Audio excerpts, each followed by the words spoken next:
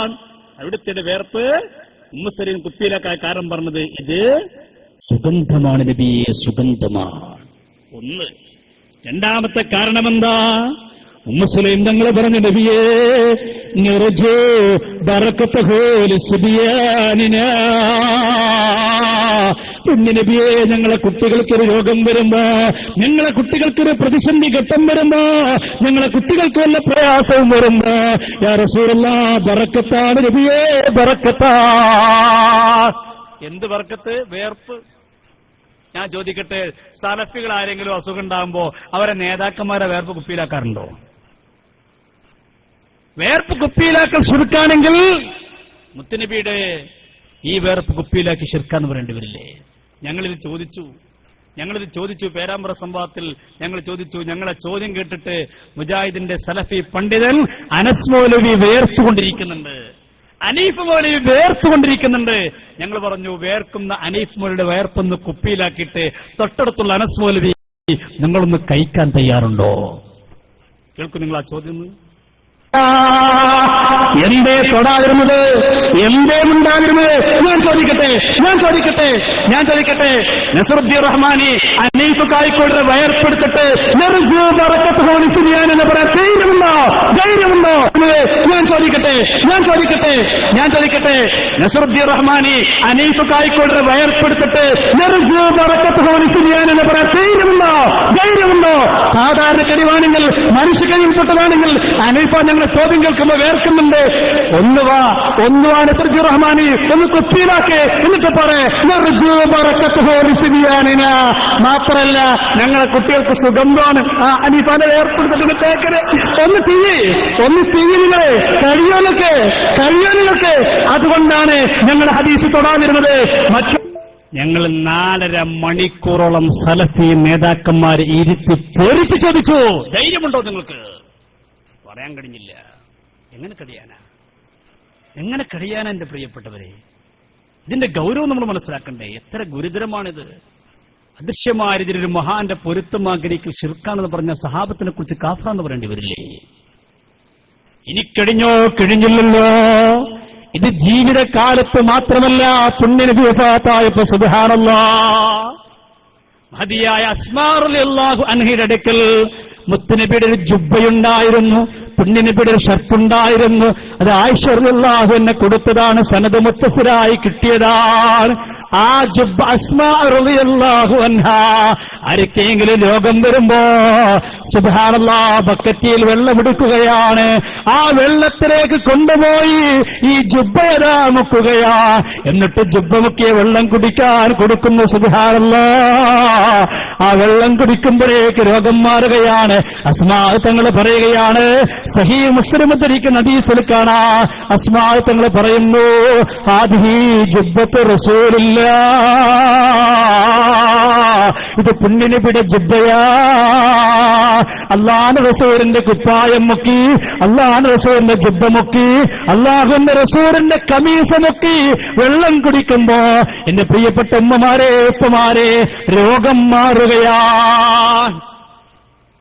ഞങ്ങൾ അവിടുന്ന് ചോദിച്ചു, പേരാമ്പ്ര സംവാദത്തിൽ വെച്ച് ചോദിച്ചു, അല്ല മൗലവിമാരെ, നിങ്ങളെ കൂട്ടത്തിന് ആരുടെയെങ്കിലും ഒന്ന് കുപ്പായെന്ന് വെള്ളത്തിൽ മുക്കി കുടിക്കാൻ നിങ്ങൾക്ക് ധൈര്യമുണ്ടോ? സാധാരണ കടിവാണി എല്ലാരും മുക്കണല്ലോ. ആരുടെയെങ്കിലും മുക്കാൻ ധൈര്യമുണ്ടോ? വേണ്ട, പോയട്ടെ. സലഫികളിൽ മരണപ്പെട്ടു പോയ മുജാഹിദിന്റെ പൂർവ്വകാല നേതാക്കന്മാരായ AP അബ്ദുൽ ഖാദർ മൗലവിയുടെ കുപ്പായെന്ന് വെള്ളത്തിൽ മുക്കി കുടിക്കാൻ സലഫികൾക്ക് ധൈര്യമുണ്ടോ? പറയാൻ കഴിഞ്ഞില്ല, അവർക്ക് മിണ്ടാൻ കഴിഞ്ഞില്ല. കേൾക്കും നിങ്ങളന്ന്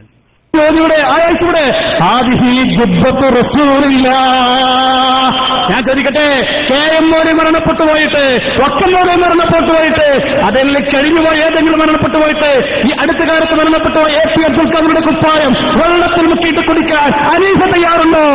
നസറുദ്ദീൻ റഹ്മാൻ തയ്യാറുണ്ടോ? ഇല്ല. എന്തുകൊണ്ട്? ഇത് നമ്മൾ അവിടുന്ന് 2.5 മണിക്കൂർ നമ്മളെ വിഷയാവതരണത്തിന് ശേഷം നമ്മൾ ചോദിച്ചിട്ട് മിണ്ടാൻ അവർ കഴിഞ്ഞില്ല. എന്തേ അവർക്ക് മിണ്ടാൻ കഴിയാത്തത്? ഇവരെ സംബന്ധിച്ചിടത്തോളം എന്റെ പ്രിയപ്പെട്ടവർ, നിങ്ങൾ മനസ്സിലാക്കേണ്ട കാര്യം എന്താ അറിയോ?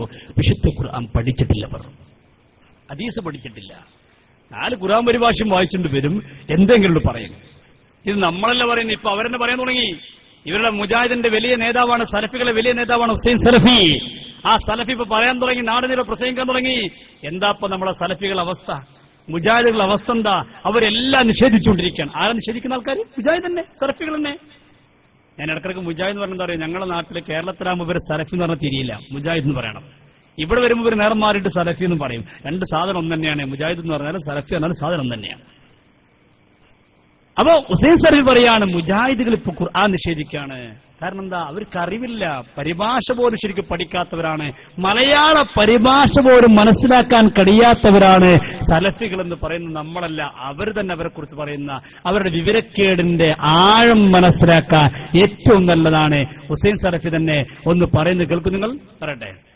അമാനി മൗലവിയും അലവി മൗലവിയും അതുപോലെ തന്നെ മഹാരഥന്മാരൊക്കെ കൂടി പരിശോധിച്ച ആ ഖുർആൻ വ്യാഖ്യാനം പോലും വായിക്കാത്ത മുജാഹിദുകൾ പലപ്പോഴും പല കാര്യങ്ങളെയും പരിഹസിക്കുമ്പോൾ വേദന തോന്നുന്നു. ഇവരൊക്കെ മുജാഹിദുകളായിരുന്നുവോ? അതാ സലഫിന്റെ വേദന. സലഫ് എന്താ പറഞ്ഞത്? പലതിനെയും സലഫികൾ വിഷമിത്തോടുകൂടെ അദ്ദേഹം കരഞ്ഞുകൊണ്ട് പറയുകയാണ്, സലഫികൾ പലതിനെയും പരിഹാസത്തോടെ കാണുകയാണ്. എന്തേ സലഫികൾക്ക് വിവരമില്ല? എന്റെ കർണാടകയിൽ തടിച്ചുകൂടിയ പ്രിയപ്പെട്ട മുസ്ലിമീങ്ങളെ പറയുന്നു ഞാനല്ല, പറയുന്നത് ആരാ? സലഫികളെ സൂപ്പർ പ്രഭാഷകനായ ഹുസൈൻ സലഫി പറയുകയാണ്. സലഫികളെ പ്രഭാഷണം ഇപ്പൊ കേട്ടാൽ വേദന തോന്നുകയാണ്. കാരണം സലഫികൾ എല്ലാത്തിനെയും പരിഹസിക്കുന്നവരാ. പറയട്ടെ, പരിശുദ്ധ ഖുർആനിന്റെ വ്യാഖ്യാനം പോലും ഒരാവർത്തി വായിച്ചിരുന്നുവെങ്കിൽ ഈ പരിഹാസത്തിന് നാക്കുപൊന്തുമായിരുന്നില്ലല്ലോ, ഇതിനെതിരെ ശബ്ദിക്കാൻ അവരുടെ കൈവങ്ങുമായിരുന്നില്ലല്ലോ. പറഞ്ഞത് ഖുർആനിന്റെ പരിഭാഷയെങ്കിലും വായിച്ചിരുന്നുവെങ്കിൽ സലഫികൾ ഈ സത്യങ്ങളെ നിഷേധിക്കുമായിരുന്നില്ല, സലഫികൾ സത്യത്തെ പരിഹസിക്കുമായിരുന്നില്ല. സലഫികളെ കുറിച്ച് സലഫികളെ പറയുന്നത് ഞങ്ങളല്ല, ഹുസൈൻ സലഫിയാ എന്ന് തോന്നിപ്പോയ ഒട്ടേറെ സമയങ്ങളില്ലേ? നിങ്ങൾക്കുമുണ്ടാകുമല്ലോ അത്തരത്തിലുള്ള പല അവസരങ്ങളും. കഴിഞ്ഞുപോയിട്ടില്ലേ? അതുകൊണ്ട് പറയാനുള്ളത്, ഇൽമാണ് ഏറ്റവും വലിയ ആയുധം. അത് പഠിക്കേണ്ടത് പഠിപ്പിക്കപ്പെട്ടിട്ടുണ്ട്. പക്ഷേ അറിയാത്തവൻ അവൻ അറിയാത്തതിന്റെ ശത്രു തന്നെ. നല്ലൊരു ആശയമാണ്. പണ്ടേ നമ്മുടെ ഉസ്താദുമാരൊക്കെ പറയാറില്ലേ, ഇവിടെയും ജബ്ബാർ ഉസ്താദ് പറഞ്ഞെന്താ, പഠിക്കാത്തത് കൊണ്ടുണ്ടാകുന്ന പ്രശ്നമാണ്. ഇപ്പോ സലഫികളും പറയാൻ തുടങ്ങിപ്പോയി, അന്നാസു അഅദാഉ മാ ജഹിലൂ, മനുഷ്യന്മാരവർ അറിയാത്തതിന്റെ ശത്രുക്കൾ തന്നെ. അറബിയിലാത്ത വാക്യത്തെ അന്വർത്ഥമാക്കിക്കൊണ്ട് ഇപ്പൊ സലഫികളും പറയുന്നു, വഹാബികൾക്ക് പഠിച്ചിട്ടില്ല, അവർ ദീൻ മനസ്സിലാക്കിയിട്ടില്ല. ദീൻ മനസ്സിലാക്കാത്തത് കൊണ്ടാണ് എല്ലാ സത്യങ്ങളെയും തള്ളിപ്പറയുന്നത്. പറയട്ടെ, ഒരു പൊതുതത്വം അറബിയിൽ പറയാറുണ്ട്, അന്നാസു അഅദാഉ മാ ജഹിലൂ, ആളുകൾ അവരറിയാത്തതിന്റെ ശത്രുക്കൾ തന്നെ. അതാണ് പ്രശ്നം. അപ്പൊ എന്താ മാർഗം? പഠിക്കുക. പഠിക്കാത്തത് കൊണ്ട് സർവത്തിനെയും എതിർത്തു കളയുന്നു. അതല്ലേ സംഭവിച്ചു പോയി. ഞാൻ ഉദാഹരണം പറയാം. സലഫികളുടെ സൂപ്പർ നേതാവാണ് സക്കരിയ സലാഹി. ഈ പ്രദേശത്തുകാർക്ക് ഏറ്റവും മനസ്സിലാക്കാൻ നല്ല അദ്ദേഹത്തെ പറഞ്ഞത് പറയുന്നുണ്ട്. സക്കരിയ സലാഹി അടക്കമുള്ള സലഫികൾ, മുജാഹിദുകൾ ഒരു കാലത്ത് പറഞ്ഞ ആശയമാണോ ഇന്നവർ പറയുന്നത്?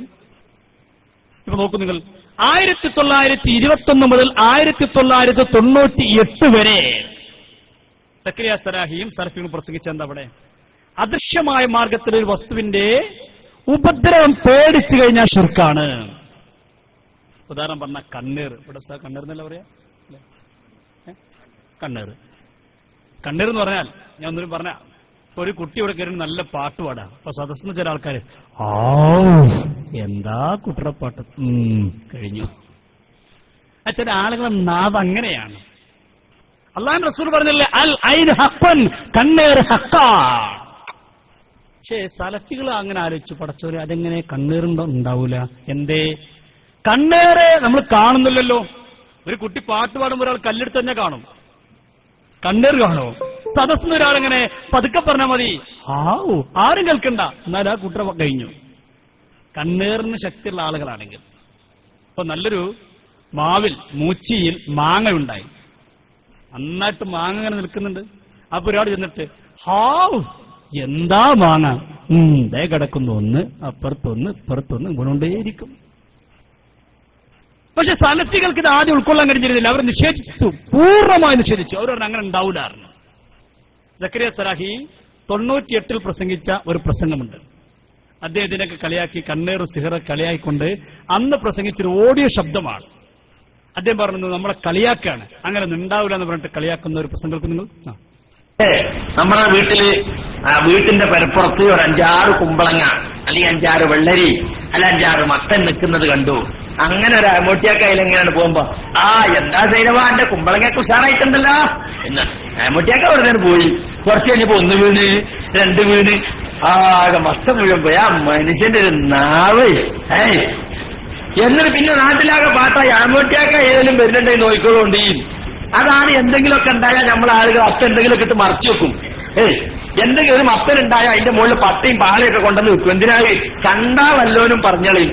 അപ്പൊ നാവേറ് തട്ടും, നാവുകൊണ്ടുള്ളേറ്, കല്ലുകൊണ്ടുള്ള ഏറും വാളുകൊണ്ടുള്ള ഏറും ഒക്കെ കേട്ടിട്ടുണ്ട്. നാവുകൊണ്ടുള്ള ഏറോ അദ്ദേഹം കളിക്കുന്നുണ്ടോ? കല്ലുകൊണ്ടുള്ള ഏറും കേട്ടിട്ടുണ്ട്, വാളുകൊണ്ട് എറിയുന്നും കേട്ടിട്ടുണ്ട്, നാവുകൊണ്ട് എറിയേ അയാൾക്ക് ഉൾക്കൊള്ളാൻ കഴിയുന്നില്ല. പറയട്ടെ അദ്ദേഹം. നാവേറ്. പിന്നെ കണ്ണുകൊണ്ടുള്ള ഏറുണ്ട്, അതാണ് കണ്ണേറ്. ഇങ്ങനെ യഥാർത്ഥത്തിൽ അവിടെ നമ്മൾ ഹൈറും ഷെറും അള്ളാഹുവാണ് ചെയ്യുന്നത് എന്നുള്ള വിശ്വാസത്തിന് ഘടകവിരുദ്ധമാണോ? എന്തേ പറഞ്ഞത്? ഈമാൻ കാര്യത്തിൽ 6ാമത്തെ കാര്യത്തിന് വിരുദ്ധമാണത്രേ. സുബ്ഹാനല്ലാഹ്. കണ്ണേറുള്ള വിശ്വാസം എത്ര ഗൗരവമാണ് മുസ്ലിമീങ്ങളെ പറഞ്ഞത്. കണ്ണേറിൽ വിശ്വസിക്കാൻ പാടില്ല. അദ്ദേഹം പറയുന്നു, തുടർന്ന് അദ്ദേഹം വീണ്ടും പറയുന്നുണ്ട്, സിഹിറിൽ വിശ്വസിക്കാൻ പാടില്ല. കണ്ണേറില്ല, സിഹിറില്ല, ഇതൊക്കെ തെറ്റാണ്. നമ്മളും പറയുന്നു സിഹിർ തെറ്റാണ്. പക്ഷേ ഒരാൾ സിഹിർ ചെയ്താലോ അത് ഫലിക്കുന്നതാണ്. ഷിബിർ പറഞ്ഞത് ഫലിക്കൂല, കണ്ണേറോ അതുണ്ടാവൂല. ഇതൊക്കെ ഒരു കാലത്ത് പച്ചയായി കളിയാക്കി കുറ്റപ്പെടുത്തി അങ്ങനെ സംഭവം തന്നെ ഇല്ല എന്ന് നാട് നീളെ പ്രസംഗിച്ചു. നിങ്ങൾ മനസ്സിലാക്കണം, ഇതൊക്കെ വിശുദ്ധ ഖുർആൻ അംഗീകരിച്ച കാര്യമല്ലേ, ഹദീസിലുള്ള കാര്യമല്ലേ.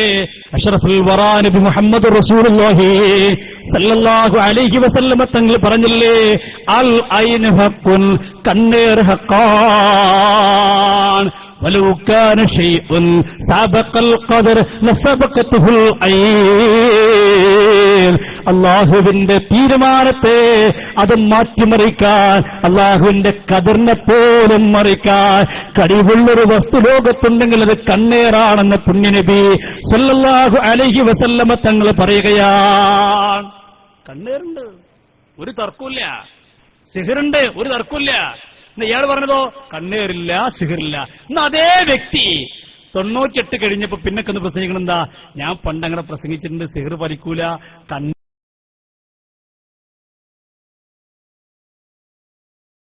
കണ്ണേറില്ല. എന്റെ 2 ഓഡിയോ CD വെക്കുന്നുണ്ട്. ഓഡിയോ കാസ്റ്റുകളും CD കിട്ടിയിട്ടില്ല. ഓഡിയോ കിട്ടുള്ളൂ, ശരിയാണ് അദ്ദേഹം പറഞ്ഞു. നമുക്ക് വീഡിയോ കിട്ടിയിട്ടില്ല. അത് എന്ന് പ്രസംഗിച്ചതാണ്? 90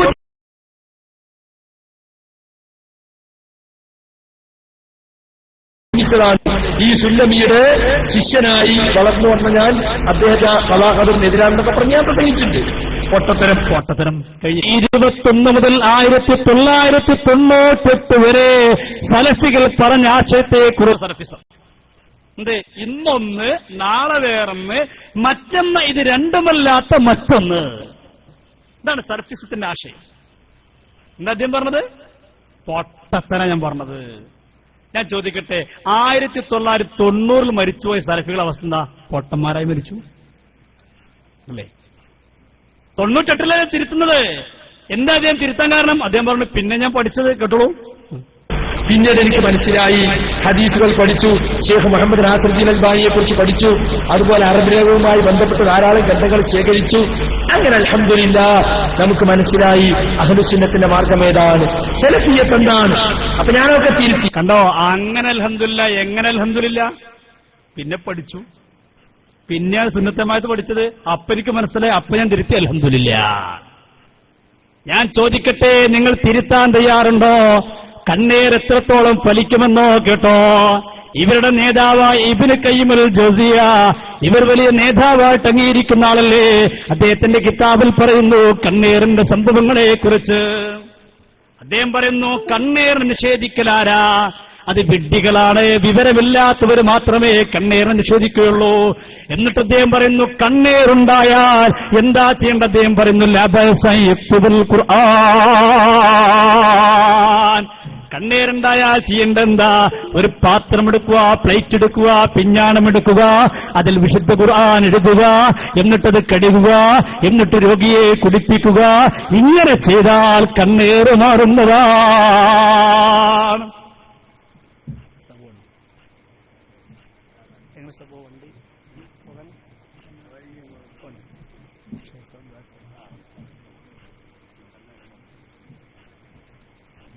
ബഹുമാന്യനായ ഉസ്താദ് വന്നപ്പോ തന്നെ പോകാൻ തീരുമാനിച്ചു വന്നാണ്. പിന്നെ കുറച്ചേരം ഇരുന്നു. ഇപ്പൊ കണ്ണിന് വേദനയുള്ള നമുക്കറിയാം, പ്രായമാണ്. ആരും ഉസ്താദ് പറഞ്ഞു ആരും എണീക്കരുത്, എല്ലാവരും അവിടെ തന്നെ ഇരുന്ന് സഹകരിക്കാനാണ് ഉസ്താദിന്റെ നിർദ്ദേശം. ആരും ഉസ്താദിനെ ബുദ്ധിമുട്ടിക്കുകയോ അവിടുന്ന് എണീക്കുകയോ ചെയ്തത്. നമ്മുടെ സദസ്സിലെ ആളുകൾ ധാരാളം വന്നുകൊണ്ടിരിക്കുകയാണ്. ആയിരക്കണക്കിന് ആളുകളാണ് നമ്മുടെ സംരംഭത്തിൽ ഇന്ന് അടിച്ചുകൂടിയിരിക്കുന്നത്. പുറത്തു നിൽക്കുന്ന ആളുകൾക്ക് ഇപ്പോൾ സംഘാടകർ കുറച്ചുകൂടി കസാര ഇവിടെ കൊണ്ടുവന്നിട്ടുണ്ട്. ഇവിടെ മുന്നിൽ വന്നിരിക്കാം, അതാർക്കും വരാം. അത് ഇന്ന വിഭാഗമൊന്നും ഇവിടെ ഇല്ല. ഇവിടെ എല്ലാവരോടും നല്ല നിലക്ക് പെരുമാറാനുള്ള സദസ്സാണ്. ആരെയും ദേഷ്യപ്പെടുത്താനോ പ്രേസിക്കാനൊന്നുമല്ല. ബേക്കിൽ നിൽക്കുന്ന ആളുകൾക്ക് ഇവിടെ മുന്നിൽ വന്ന് സുഖമായിട്ടിരുന്ന് കാണാമെന്ന് കൂടി സാന്ദ്രമായിട്ട് ഉണർത്തുന്നു. സംഘാടകർ അല്പം കൂടി കസാര ഇവിടെ കൊണ്ടുവന്നിട്ടുണ്ട്, അത് ഉപയോഗപ്പെടുത്താം. ഇബ്നു ഖയ്യിം പറയുകയാണ്, അദ്ദേഹം പറയുന്നു കണ്ണേറ് ബാധിച്ചൊരാള്, ആ കണ്ണേറ് ബാധിച്ച ആൾക്ക് ഒട്ടേറെ മാർഗങ്ങളുണ്ട്. അതിന് രക്ഷപ്പെടാൻ ഒരുപാട് മാർഗങ്ങളെ കൂട്ടത്തിൽ അതിലൊരു മാർഗം ഇപ്പോഴും പറയുന്നുണ്ടാ? പിഞ്ഞാണം എഴുതി കുടിക്കലാണ്, പാത്രത്തിലേത് പ്ലേറ്റിലേത് കുടിക്കലാണ്. വിശുദ്ധ ഖുർആൻ പ്ലേറ്റിൽ എഴുതുക, അതിലേക്ക് വെള്ളമൊഴിക്കുക, എന്നിട്ട് പ്ലേറ്റ് ഒന്ന് കലക്കുക, എന്നിട്ട് ആ വെള്ളം കുടിച്ചാൽ ഇബ്നു ഖയ്യിം പറയുന്നു രോഗം മാറുന്നതാണ്, അതിന് വിരോധമില്ല.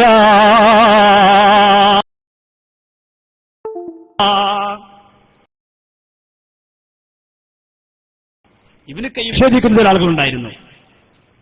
അബൂ അബ്ദുല്ലാ ഹിസ്സാജി എന്ന് പറയുന്ന ഒരു വ്യക്തി ഉണ്ടായിരുന്നു.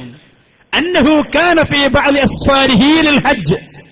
അദ്ദേഹം ഹജ്ജിന് വേണ്ടി യാത്ര പോയിക്കൊണ്ടിരിക്കെ അലാ നാഖത്തിൻ സ്വാരിഹ, അദ്ദേഹത്തിന്റെ നല്ലൊരു ഒട്ടകപ്പുറത്താണ് അദ്ദേഹം ഹജ്ജിന് പോകുന്നത്.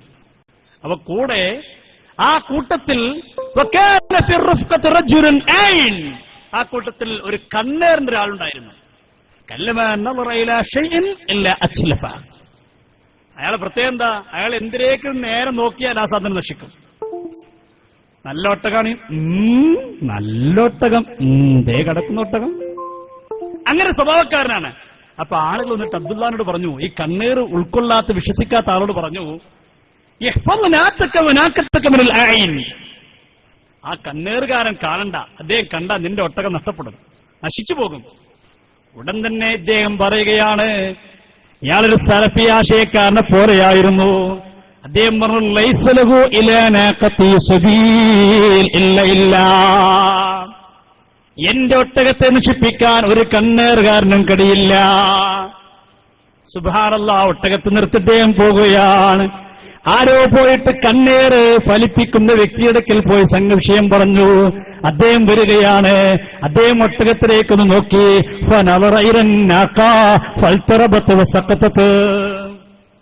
അദ്ദേഹം ഒട്ടകത്തിലേക്ക് ഇങ്ങനെ നോക്കി, ഓ നല്ലൊരു ഒട്ടകം. ഉടൻ തന്നെ ഒട്ടകം പിടച്ചുപോയി, ഒട്ടകം താഴെ വീണുപോയി.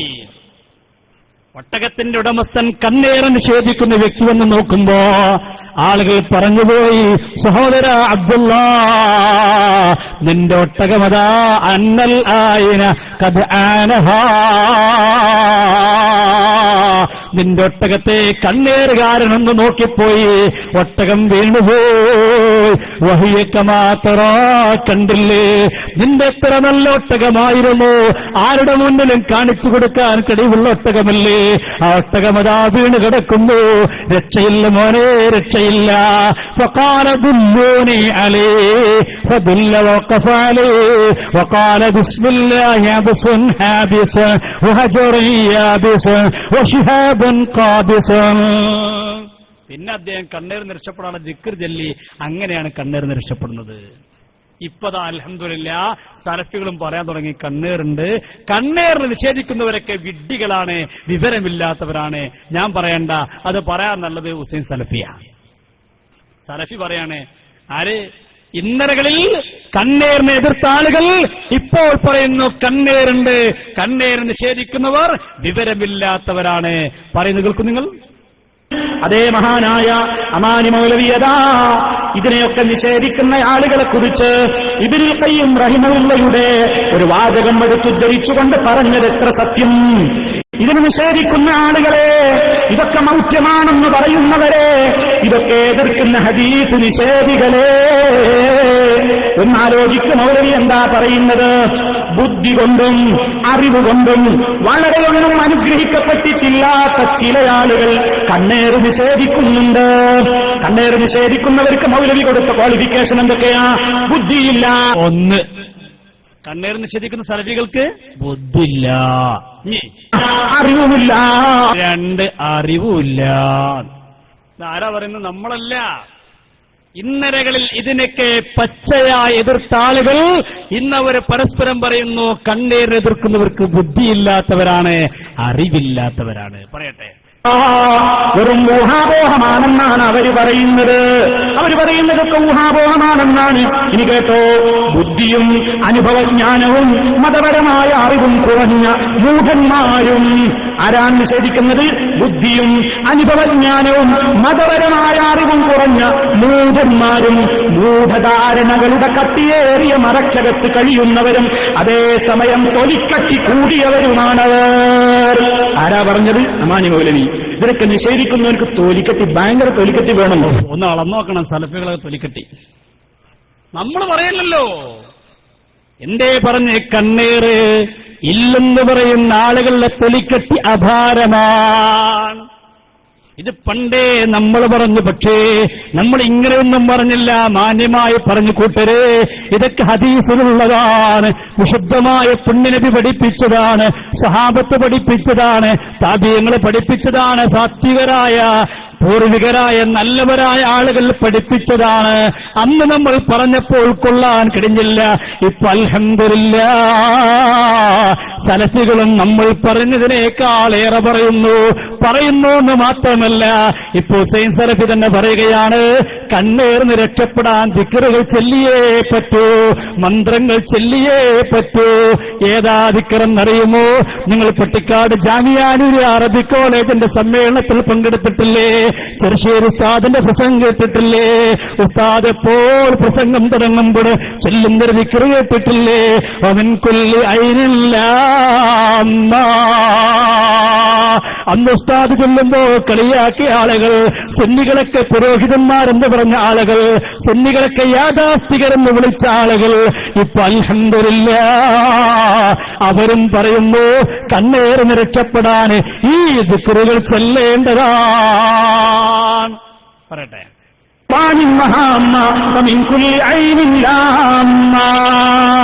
എന്താ പറഞ്ഞത്? നിങ്ങൾക്ക് വേണ്ടി എല്ലാവിധ ശൈത്താന്റെ ഉപദ്രവത്തിൽ നിന്നും ഞാൻ അള്ളാനോട് കാവൽ ചോദിക്കുന്നു. എല്ലാ ഇഴജന്തുക്കളുടെയും വിഷജീവികളുടെയും ശർറിൽ നിന്ന് അള്ളാനോട് കാവൽ ചോദിക്കുന്നു. എല്ലാ ദോഷമുള്ള ആക്ഷേപകാരിയായ കണ്ണിന്റെ ശർറിൽ നിന്നും നിങ്ങൾക്ക് വേണ്ടി ഞാൻ അള്ളാഹുവിനോട് കാവൽ ചോദിക്കുന്നു. മഹാനായ അഷ്റഫുൽ വറ മുഹമ്മദ് റസൂലുള്ളാഹി സ്വല്ലല്ലാഹു അലൈഹി വസല്ലം തന്റെ പേരമക്കൾക്ക് വേണ്ടി നടത്തിയ ദുആ നടത്തിയിട്ട് പറഞ്ഞു, മക്കളെ, ഇത് ഞാൻ മാത്രം പറയുന്നൊരു ദുആയല്ല. നമ്മുടെ പൂർവീകനായ ഇബ്രാഹിം അലൈഹിസ്സലാം, അതേ അവിടുത്തെ രണ്ട് പൊന്നോമന മക്കളായ ഇസ്മായിൽ നബി അലൈഹിസ്സലാമിനും ഇസ്ഹാഖ് നബി അലൈഹിസ്സലാമിനും ഇതേ ദുആ കൊണ്ട് ദുആ നടത്തിയിട്ടുണ്ട്, കാവൽ ചോദിച്ചിട്ടുണ്ട്. നബി സല്ലല്ലാഹു അലൈഹി വസല്ലമ അതേ അതിൽ ശൈത്താന്റെ ഉപദ്രവത്തിൽ നിന്ന് കാവൽ തേടുന്നു, ദുഷ്ടജന്തുക്കളുടെ ഉപദ്രവത്തിൽ നിന്ന് കാവൽ തേടുന്നു, വിഷജീവികളുടെ ഉപദ്രവത്തിൽ നിന്ന് കാവൽ തേടുന്നു, ആക്ഷേപകാരിയായ കണ്ണുകൊണ്ടുണ്ടാകുന്ന ഉപദ്രവത്തിൽ നിന്ന് കാവൽ ചോദിക്കുന്നു. പറയൂ, കണ്ണേറ് കൊണ്ട് എന്തെങ്കിലും ബാധിക്കുമെന്ന് പറഞ്ഞാൽ അത് അള്ളാന്റെ വിധിപ്രകാരം അങ്ങനെ സംഭവിക്കുമെന്ന് വന്നാൽ അത് ശിർക്കാണെന്ന് പറയുന്നവരെ നബി സല്ലല്ലാഹു അലൈഹി വസല്ലമ ശിർക്ക് പ്രചരിപ്പിച്ചുവോ? ഓ സലഫി, ഞങ്ങൾ എത്ര കാലമായി ഇത് ചോദിക്കുന്നു. നമ്മൾ എത്ര കാലം മുമ്പ് ചോദിച്ചൊരു ചോദ്യമാണ്. കണ്ണേറ് ഫലിക്കുമെന്ന് പറഞ്ഞാൽ അത് ശിർക്കാണെന്ന് പറഞ്ഞാൽ 921 നിങ്ങളെ വാദം അങ്ങനെയല്ലേ? 1950കളിൽ സലഫികളെ നിങ്ങൾ സമൂഹത്തിനോട് പറഞ്ഞതല്ലേ? 1998 സലഫികളെ നിങ്ങളെ സൂപ്പർ നേതാവായ ഡോക്ടർ കെ സക്കരിയ സലാഹി പ്രസംഗിച്ചത് കണ്ണേറിലെ വിശ്വാസം അത് നിയമവിരുദ്ധമാണ്, ശിർക്കാണ്. അന്ന് നമ്മൾ ചോദിച്ചു, എങ്കിൽ സലാഹി മുത്തരബി മുശ്രിക്കാണോ? അന്ന് നമ്മൾ ചോദിച്ചപ്പോ നമ്മെ കളിയാക്കിയ ആളുകള്, നമ്മെ കുറ്റപ്പെടുത്തിയ ആളുകൾ ഇപ്പൊ അവരും പറയുന്നു അല്ലാഹുവിന്റെ റസൂൽ മുശ്രിക്കാണോ? അന്ന് നമ്മൾ ഒന്നുകൂടി ചോദിച്ചു, ഈ ഹദീസ് ഉദ്ധരിച്ച് ഇമാം ബുഖാരി റഹ്മഹുല്ലാഹ് ശിർക്ക് പ്രചരിപ്പിച്ചുവോ? ഇപ്പൊ സലഫിയും അത് ചോദിക്കട്ടെ. അത് ഉദ്ധരിച്ച ഇമാം ബുഖാരി റഹിമഹുല്ലാഹ് തന്റെ കിതാബിൽ ശിർക്ക് പ്രചരിപ്പിച്ചുവോ? സലഫികളെ, ഏതാണ് ശരി, ഏതാണ് തെറ്റ്? ഞങ്ങൾ പണ്ടേ പറഞ്ഞു പോരുന്നു, നിങ്ങൾ പണ്ടേ നിഷേധിച്ചു പോന്നു, ഇപ്പോൾ നിങ്ങൾ ശരിയെന്ന് പറയുന്നു. അൽഹംദുലില്ലാഹ്, നിങ്ങൾക്ക് മനസ്സിലാകാൻ പതിറ്റാണ്ടുകൾ പിന്നിടേണ്ടി വന്നു, വർഷങ്ങൾ കഴിയേണ്ടി വന്നു. ഞങ്ങൾക്കതിന്റെ ആവശ്യം വന്നില്ല. എന്തുകൊണ്ട്? ഞങ്ങൾക്ക് നേതൃത്വം നൽകിയ മഹാന്മാർ അവർ സ്വാലിഹീങ്ങളാണ്, അറിവുള്ളവരാണ്, അല്ലാഹുവിനെ കുറിച്ച് പേടിയുള്ളവരാണ്. നിങ്ങളുടെ നേതാക്കന്മാരോ അറിവില്ലാത്തവരാണ്, ചപ്പ് ചവറുകളാണ്. ഞാൻ പറഞ്ഞു എന്ന് പറയണ്ട, ഞാൻ ആക്ഷേപിച്ചു എന്ന് പറയണ്ട. സക്കരിയ സലാഹി തന്നെ പറയുന്നത് കേട്ടോ, മുജാഹിദിന്റെ നേതാക്കന്മാരെ കുറിച്ച്, സലഫി പണ്ഡിതന്മാരെ കുറിച്ച് അദ്ദേഹം പറയുന്നു, ഒന്നിനും പറ്റാത്തവരാണ്. ഓ മുസ്ലിമീങ്ങളെ, എന്തിനാണ് നമ്മൾ ഇവരെ പിന്നാലെ കൂടുന്നത്? വിവരമില്ലാത്ത, അള്ളാഹിനെ കുറിച്ച് പേടിയില്ലാത്ത, അല്ലാഹ് എന്ന ചിന്തയില്ലാത്ത ഈ വിഭാഗത്തിന്റെ പിന്നാലെ നമ്മൾ എന്തിനു പോകണം? അൽഹംദുലില്ലാഹ്, ജബ്ബാർ ഉസ്താദിനെ പോലെയുള്ള, ശംസുല്ലമയെ പോലെയുള്ള, കണ്ണിയത്ത് ഉസ്താദിനെ പോലെയുള്ള വലിയ മഹാരഥന്മാർ നമുക്കുണ്ടാകുമ്പോ അവിടെ നിൽക്കലല്ലേ മുസ്ലിമീങ്ങളെ ബുദ്ധി? അവിടെ നിൽക്കലല്ലേ പരലോക നന്മക്ക്, പരലോക രക്ഷക്ക് നമുക്ക് നല്ലത്? അതല്ലേ ഖുർആൻ നമ്മോട് പറഞ്ഞത്, യാ അയ്യുഹല്ലദീന ആമനൂ ഇത്തഖുല്ലാഹ വകൂനൂ മഅസ്സാദിഖീൻ. ഈ സക്കരിയ സലാഹി പറയുന്നത് കേട്ടോളൂ, സലഫികൾ ഇപ്പോഴത്തെ അവസ്ഥ എന്താണ് പറയട്ടെ. ഞാൻ ചോദിക്കട്ടെ, ഇന്ന് നമ്മളെ കണ്ടിട്ട് ആരെങ്കിലും മുജാഹിദ് പ്രസ്ഥാനത്തിലേക്ക് വരുന്നുണ്ടോ? മുജാഹിദുകളായി നാട്ടിൽ അറിയപ്പെടുന്ന ആളുകൾ, KNM-ന്റെ ISM-ന്റെ ആളുകൾ അവരെ ജീവിത വിശുദ്ധി കണ്ടിട്ട് ഈ പ്രസ്ഥാനത്തിലേക്ക് വരുന്നത് വളരെ കുറച്ച് മാത്രമാണ്. കാരണം എന്താ അറിയോ? മുമ്പ് മുജാഹിദുകൾ വളരെ കുറച്ചുണ്ടായിരുന്നില്ല, അന്ന് അതിന്റേതായ ക്വാളിറ്റി ഉണ്ടായിരുന്നില്ല. ഇപ്പൊ ആള് കൂടിയപ്പോ എന്ത് സംഭവിച്ചിട്ട് ക്വാളിറ്റി കുറഞ്ഞു. ക്വാളിറ്റി കുറഞ്ഞ ചപ്പും ചവറിലേക്ക് വരും. സമസ്തക്ക് വേണ്ടാത്ത ചപ്പും ചവറൊക്കെ അങ്ങോട്ട് പോയി കേട്ടോ. പ്രത്യേകിച്ച് ഒരു പഠനമോ അല്ലെങ്കിൽ അന്വേഷണമോ നടത്താതെ കുറെ ആളുകൾ ഇതിലേക്ക് ഇങ്ങനെ വലിഞ്ഞു കയറി വന്നു. ശരിയാണ്, ഒന്നും പഠിക്കണമെന്നില്ല. ഒരാൾക്കാർ അവിടെ പോയ വല്ലതും കിട്ടും. അവിടെ പോയ വിസയില്ലാത്തവർക്ക് വിസ കിട്ടും. വാഹനമില്ലാതെ, ജോലിയില്ലാതെ നടക്കുന്നവർക്ക് ഓട്ടോറിക്ഷ കിട്ടും. ബാങ്കിൽ കടം കൊണ്ട് ബുദ്ധിമുട്ടുന്നവർക്ക് കടം എഴുതിത്തള്ളാൻ സഹായിക്കും. അങ്ങനെ താൽക്കാലിക ലാഭം കണ്ടിട്ട് കുറെ ആളുകൾ സലഫികളിലേക്ക് കയറിക്കൂടി. വിവരമൊന്നുമില്ല. പറയട്ടെ, ഓനൊക്കെ പ്രസിഡന്റും സെക്രട്ടറിയും, മേഖലാ സെക്രട്ടറിയും, ജില്ലാ സെക്രട്ടറിയും ഒക്കെ ആയിട്ട് അങ്ങനെ പോയി സംസ്ഥാനത്തിൽ വരെ എത്തി. ആര്? ഈ വിവരമില്ലാത്ത ചപ്പ് ചവറാണ് സംസ്ഥാന നേതൃപദവിയിൽ പോലും ഇരിക്കുന്നത്. പറയട്ടെ, പ്രത്യേകിച്ച് സംഘടന പുലർന്ന സന്ദർഭത്തിൽ നമുക്കറിയാം, KNM-നെ അനുകൂലിക്കുന്ന ഒരു കല്ലിത്തറിയാണ് നാട്ടിലെങ്കിലും ഓനെ നമ്മൾ സപ്പോർട്ട് ചെയ്യാൻ. കാരണം എന്താ, ആരുമില്ലല്ലോ അവിടെ. ഇല്ലല്ലോ, ആരുമില്ല. ആകെ നാട്ടിൽ 2 or 3 അവരുണ്ടാകാം. ഇവർ 8 ഗ്രൂപ്പായി എന്താട്ടാ? ആകെ 4 ഉണ്ടാകാം. ഇവരിപ്പോ 8 ഗ്രൂപ്പാ. അപ്പൊ പിന്നെ എന്താ മാർഗം മുജാഹിദ് ഉണ്ടാക്കാൻ? നാട്ടില് സമസ്തക്ക് വേണ്ടാത്ത, സുന്നത്തമാത്തിന് വേണ്ടാതെ അങ്ങനെ അരഞ്ഞു കഴിഞ്ഞാൽ ഇങ്ങോട്ട് പോടാ, എന്തിന് ഇട്ട് വാങ്ങ്, എന്തിന് ഇവിടെ വന്ന് പ്രസിഡന്റ് ആയിക്കോട്ടെ. പിന്നെന്താ? പൈസ കിട്ടും, അരിയും കിട്ടും, ഇറച്ചിയും കിട്ടും. എന്നാ ഞാനുണ്ട്. ഓമിന് പ്രസിഡന്റായി, ഓമിന് മേഖല പ്രസിഡന്റായി, സംസ്ഥാന സെക്രട്ടറി ആയി. ഞാൻ പറയല്ല, കേട്ടോളൂ, അദ്ദേഹം പറയട്ടെ. ഒരാളെങ്കിലും ഉണ്ടാകട്ടെ, ഗുണമുള്ളവനൊന്നല്ല, എന്നാലും കേന്ദ്രമ്മൽ സപ്പോർട്ട് ചെയ്യുന്ന ഒരു ചപ്പെങ്കിൽ ചപ്പ്. ഒരു ചപ്പെങ്കിൽ ചപ്പ് ആർക്കും വേണ്ടാത്ത സാധനാണ്. എന്നാലും വേണ്ടില്ല, കേരള സപ്പോർട്ടിന് ആളല്ലേ, ഇരിക്കട്ടെ എന്നിട്ടോ എന്ന നിലയ്ക്ക് പിന്നെ മാനേജ്മെന്റ് കോട്ടയിൽ സംഘടനയിൽ മേഖലാ സെക്രട്ടറിയും ജില്ലയും മേഖലയും ജില്ലയും ഒന്നുമില്ല, നേരിട്ട് സംസ്ഥാനത്തൊക്കെ ഉണ്ട്. എന്തിനാണ് മുസ്ലിമീങ്ങളെ ഇതിന്റെ പിന്നാലെ നമ്മൾ പോകുന്നത്? എന്നാൽ ഒരു കാര്യം കൂടി ഞാൻ കൂട്ടത്തിൽ പറയട്ടെ. നമ്മുടെ ആലിമീങ്ങൾ കണ്ടോ എത്ര നല്ലവരാണ്. കണ്ണിയത്ത് ഉസ്താദിനെ കുറിച്ച് കേട്ടിട്ടില്ലേ നിങ്ങള്? ശംസുല്ലമയെ കുറിച്ച് കേട്ടിട്ടില്ലേ നിങ്ങള്? എന്താണ് കണ്ണിയത്ത് ഉസ്താദിന്റെ ജീവിത വിശുദ്ധി? അൽഹംദുലില്ലാഹ്, നമ്മളല്ലോ അവർ പോലും പറയുന്നത് കേട്ടിട്ടില്ലേ? സമസ്തന്റെ ആലിമീങ്ങൾ എത്ര നല്ലവരാണ്. സമസ്തന്റെ ആലിമീങ്ങളെ കുറിച്ച് അവർ പോലും പറയുന്നു. ഇന്ന് കേരളത്തിൽ വിവരമുള്ളത്, അറിവുള്ളത്, പടച്ചവനെ പേടിയുള്ളത്, വറഉള്ളത്, സൂക്ഷ്മതയുള്ളത് ആർക്കാ? സമസ്തന്റെ ആലിമീങ്ങൾക്കാ. അല്ലേ? എന്തൊരു സൂക്ഷ്മതയാണ് കണ്ണിയത്ത് ഉസ്താദിന്. കണ്ണിയത്ത് ഉസ്താദിനെ കാണാൻ പോയില്ലേ? രോഗശയ്യയിൽ കിടക്കുമ്പോഴല്ലേ കാണാൻ ചെല്ലുന്നത്? രോഗത്തിൽ കിടക്കുന്ന കണ്ണിയത്ത് ഉസ്താദിനെ സമാധാനിപ്പിക്കാൻ നമ്മുടെ അഭിമന്യ നേതാവ് പട്ടിക്കാട് ജാമിയാനൂർ അറബി കോളേജിന്റെ കരുത്തനായ പ്രിൻസിപ്പൽ ഷെയ്ഖുന ആലിക്കുട്ടി ഉസ്താദിന്റെ സഹോദരൻ മുഹമ്മദ് ഫൈസി ചെന്നപ്പോ ഉസ്താദിന്റെ കയ്യിലതാ 1000 രൂപ കൊടുക്കുകയാണ്. ഉസ്താദിന് മരുന്ന് വാങ്ങേണ്ടി വരുമല്ലോ, ഉസ്താദിന് പല ആവശ്യങ്ങളും ഉണ്ടാകുമല്ലോ എന്ന ചിന്തയോട് 1000 രൂപ കൊടുക്കുമ്പോ സുബ്ഹാനല്ലാഹ് 1000 കിട്ടിയപ്പോ കിട്ടിയല്ലോ ചിന്തയോടെ എടുത്തു വെക്കാതെ കണ്ണിയത്ത് ഉസ്താദ് ചോദിക്കുന്നു, മോനെ ഈ 1000 എവിടുന്നാ? ഇത് ആരിക്കാണ്, എവിടുന്നാണ്? മുഹമ്മദ് ഫൈസിന്റെ മറുപടി, ഉസ്താദേ തങ്ങൾക്കുള്ളതാണ്. എവിടുന്ന് കിട്ടിയതാണ് നിനക്ക് ഈ 1000? മുഹമ്മദ് ഫൈസിന്റെ മറുപടി, ഉസ്താദ് എനിക്കിപ്പോൾ കച്ചവടങ്ങളൊക്കെ ഉണ്ട്, ആ കച്ചവടത്തിൽ നിന്ന് കിട്ടിയതാണ്. ഉടൻ തന്നെ ചോദ്യം, എന്ത് കച്ചവടമാണ് ഈ നടത്തുന്നത്? സുബ്ഹാനല്ലാഹ്, ഹറാമായ വല്ല ബിസിനസ്സുമുണ്ടോ? എങ്കിലെനിക്കിത് വേണ്ട. പറയാൻ കഴിയുമോ മുസ്ലിമേ? ഒരു കാശ് കൊടുക്കുമ്പോ അത് എവിടുന്ന് കിട്ടിയെന്ന് ചോദിക്കുന്നൊരു മഹാനെ ചൂണ്ടിക്കാൻ കഴിയുമോ? സലഫികളെ നിങ്ങളെ കൂട്ടത്തിൽ കണ്ണിയത്ത് ഉസ്താദ് പറയുന്നു, എനിക്കത് വേണ്ട. എവിടുന്ന് കിട്ടി പറയണം.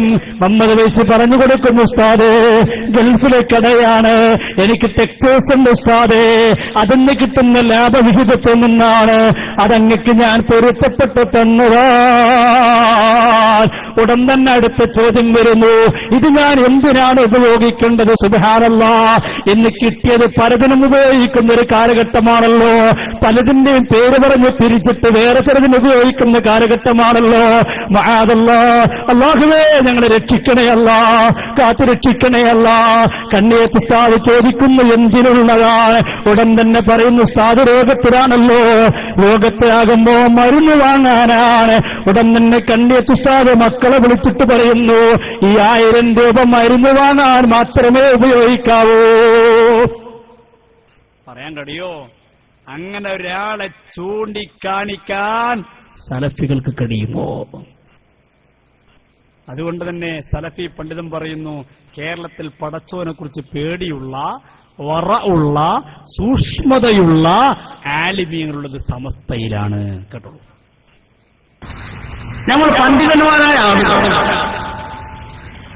നമ്മൾ മറുപക്ഷത്തിരിക്കുന്ന പണ്ഡിതന്മാരായ ആളുകള്, അതില് ഇപ്പൊ കേരളത്തില് അത്യാവശ്യം തഹഖീഖുള്ള പണ്ഡിതന്മാരുള്ളത് സമസ്ത കേരള ജമിയത്തുൽ തന്നെ. അൽഹംദുലില്ലാഹ്.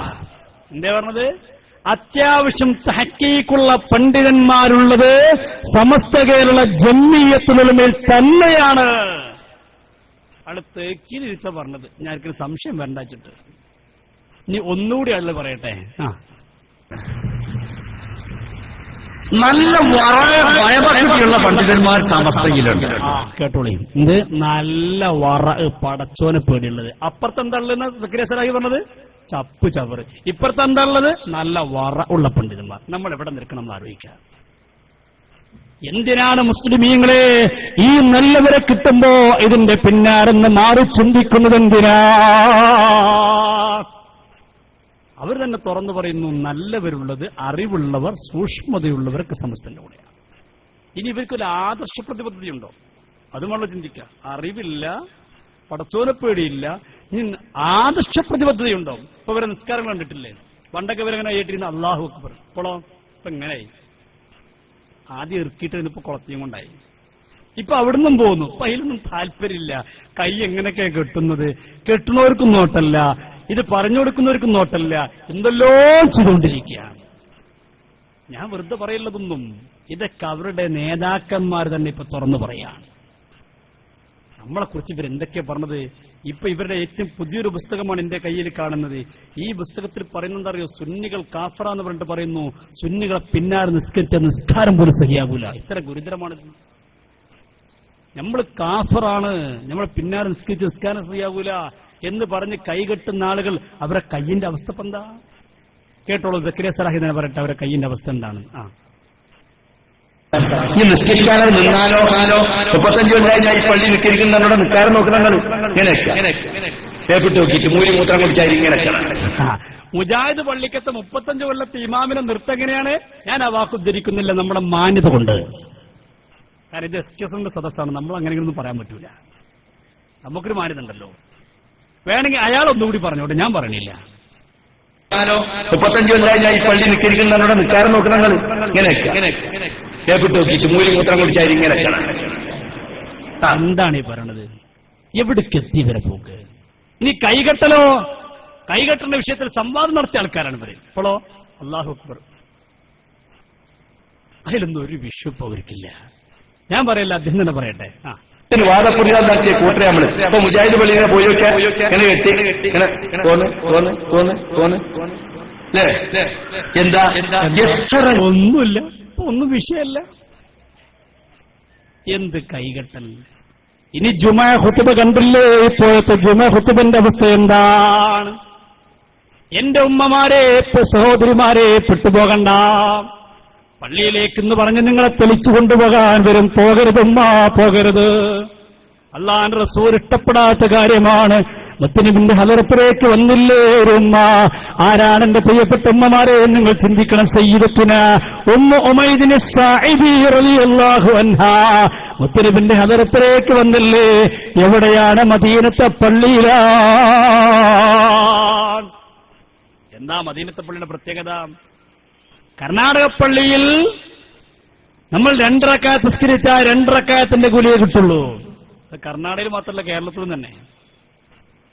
ലോകത്ത് 3 പള്ളികൾ ഒഴിച്ച് ബാക്കിയുള്ള എല്ലാ പള്ളികൾക്കും തുല്യ സ്ഥാനമാണുള്ളത്. എന്നാൽ മദീനത്തെ പള്ളിയിൽ പോയി, മക്കത്തെ പള്ളിയിൽ പോയി ഒരാൾ 2 റക്അത്ത് നിസ്കരിക്കുമ്പോഴോ സുബ്ഹാനല്ലാഹ്, ആയിരക്കണക്കിന് ലക്ഷക്കണക്കിന് പ്രതിഫലം ലഭിക്കുകയാണ്. ആയിരക്കണക്കിന് പ്രതിഫലം ലഭിക്കുന്ന പള്ളിയല്ലേ മദീനത്തെ പള്ളി? ആരാണ് അവിടുത്തെ ഇമാം? അൽഹംദുലില്ലാഹ് അഷ്റഫുൽ വറാ നബി മുഹമ്മദ് മുസ്തഫ.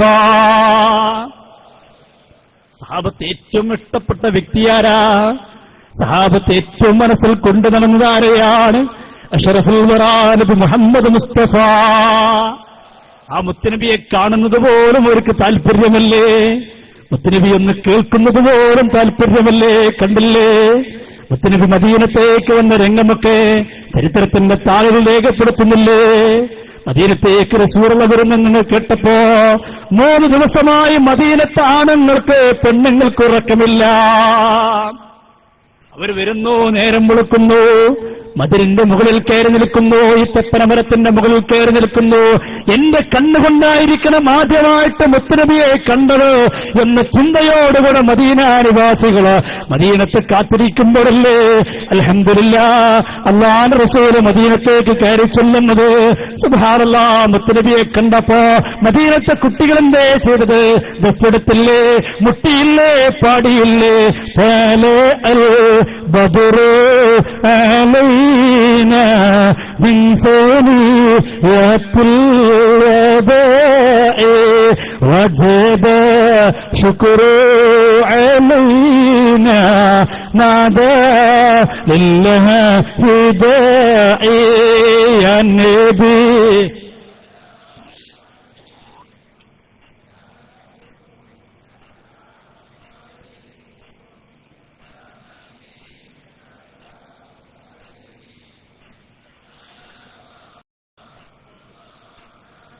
എത്ര ഭംഗിയായിട്ടാ മദീനത്തെ കുട്ടികൾ പാടിയത്.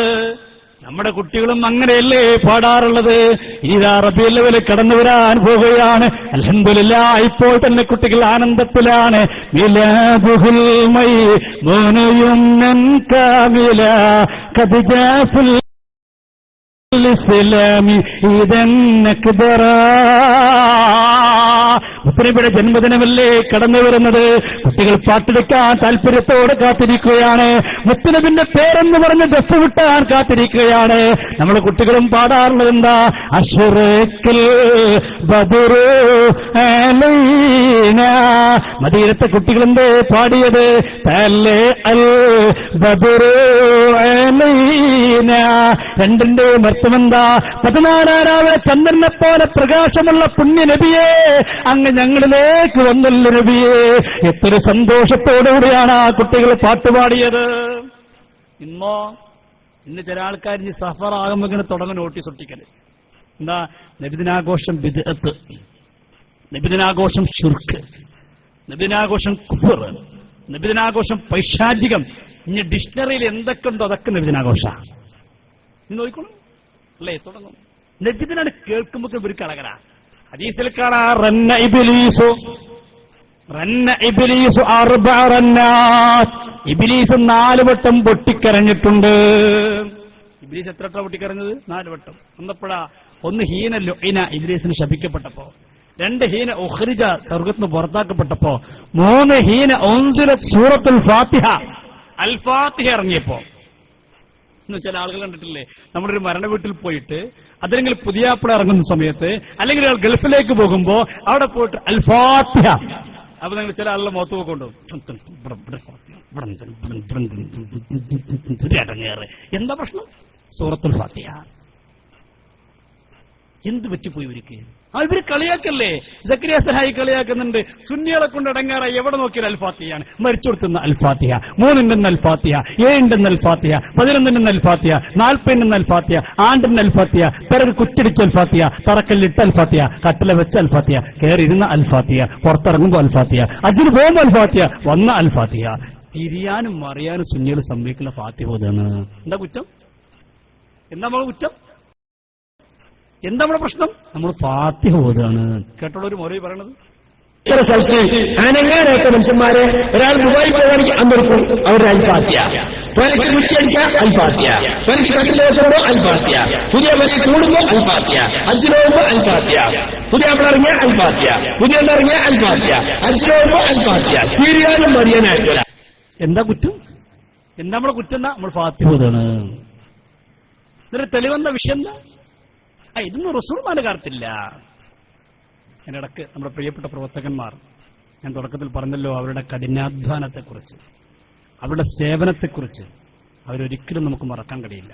എന്റെ പ്രിയപ്പെട്ടവരെ, നല്ലൊരു സദസ്സിലാണ് നമ്മൾ വിശുദ്ധമായ മുഹറം മാസത്തിലാണ്. ഇൻഷാ അല്ലാഹ് നമുക്കിത് ദുആ ചെയ്തുകൊണ്ട് പിരിയണം. നല്ലൊരു സദസ്സാണ്. അതിനിടക്ക് ആരും പകരുത്. വളരെ പവിത്രതയുള്ളൊരു മാസം, എല്ലാ പുണ്യം നിറഞ്ഞൊരു മാസം.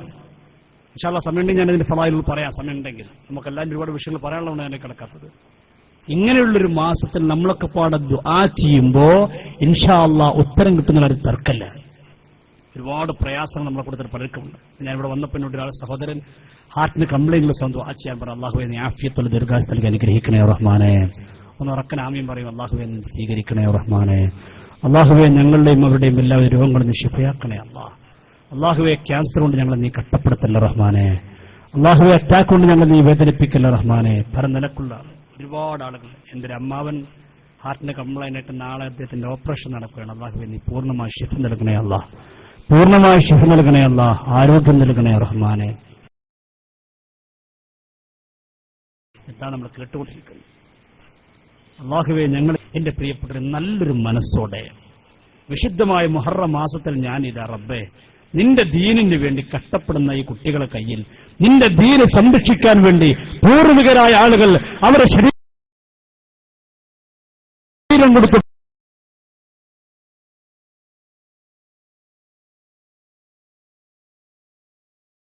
കൊടുക്കുന്നുണ്ടെങ്കിൽ അട്ടോട്ടുണ്ട് സമ്പത്ത് കൊടുക്കുന്നു. അല്ലാ, എന്തൊരു നല്ലൊരു നീയത്തോടുകൂടെ ഞാൻ ഈ കൊടുക്കുന്ന സമ്പത്തിന്റെ ബർക്കത്തോടെ ക്യാൻസർ ഉണ്ടാകല്ലേ റബ്ബേ, മാരകമായ രോഗം വരുത്തല്ലേ റബ്ബേ എന്ന് കരുതി ഒരു 100 രൂപ കൊടുക്കാൻ കഴിയുന്നവർ 100 തന്നെ കൊടുക്കുക. സാധാരണ ഒരു ബക്കറ്റ് രൂപയായി കാണരുത്. ഇതിന് വലിയൊരു ബാധ്യത വരും. നിങ്ങൾ കണ്ടില്ലേ, ഈ സ്ക്രീനും സംവിധാനത്തിനും വലിയൊരു സാമ്പത്തിക ബാധ്യത വരുന്നതുകൊണ്ട് ഒരു 100 കൊടുക്കാൻ കഴിയുന്നവരെ അങ്ങനെ, 500 കൊടുക്കാൻ കഴിയുന്നവർ അങ്ങനെ, എത്രയാണോ കഴിയുന്നെങ്കിലും. ഇനി അതൊന്നും ഞാൻ കൊടുത്തിട്ടില്ല, 10 കൊടുത്തില്ല, 10 കൊടുത്തോളൂ. നിങ്ങൾക്ക് 100 കഴിയുന്നത് 100 തന്നെ കൊടുക്കുക. ആരും ഇതിൽ മടി കാണിക്കരുത്. ഈ സദസ്സിന്റെ മഹത്വം മനസ്സിലാക്കി ഇൻഷാ അല്ലാഹ് അവസാന സമയം നമുക്ക് കൂട്ടമായി ദുആ ചെയ്യണം. അള്ളാഹു അനുഗ്രഹിക്കട്ടെ.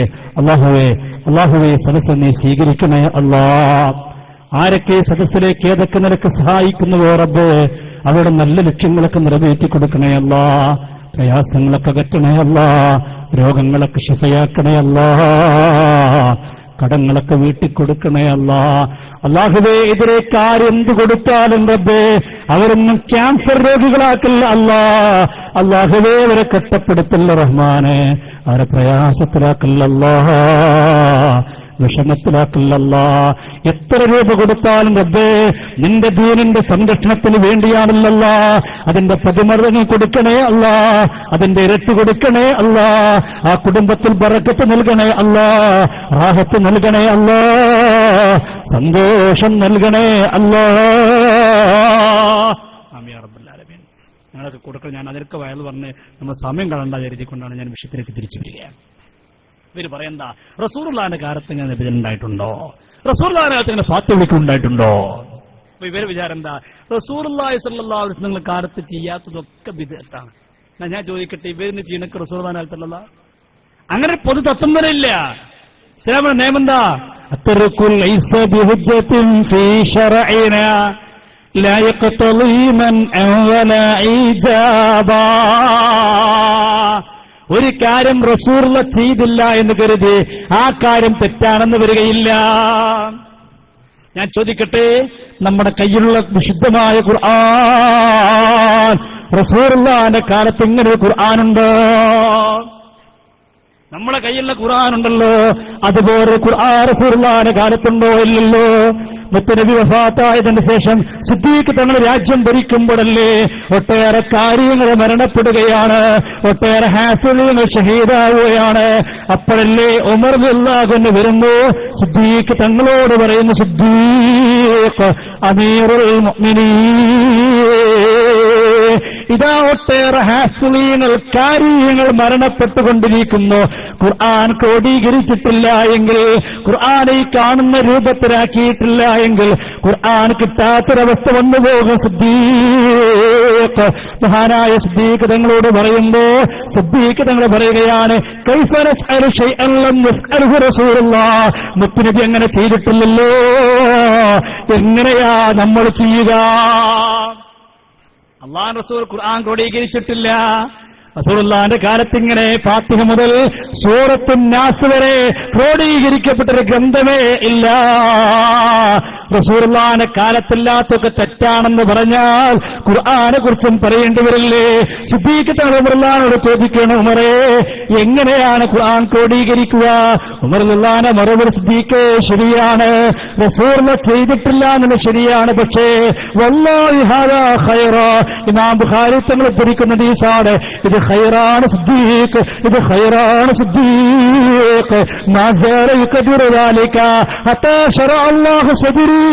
അല്ലാഹുവിന്റെ റസൂൽ സല്ലല്ലാഹു അലൈഹി വസല്ലമ തങ്ങളുടെ പ്രിയപ്പെട്ട തോയനായ സിദ്ദീഖ് തങ്ങൾ പറയുകയാണ്, ഉമർ റളിയല്ലാഹു അൻഹു എന്നോട് പറഞ്ഞുകൊണ്ടേയിരുന്നു, സിദ്ദീഖേ ഖൈറാണ്, സിദ്ദീഖേ ഖൈറാണ്.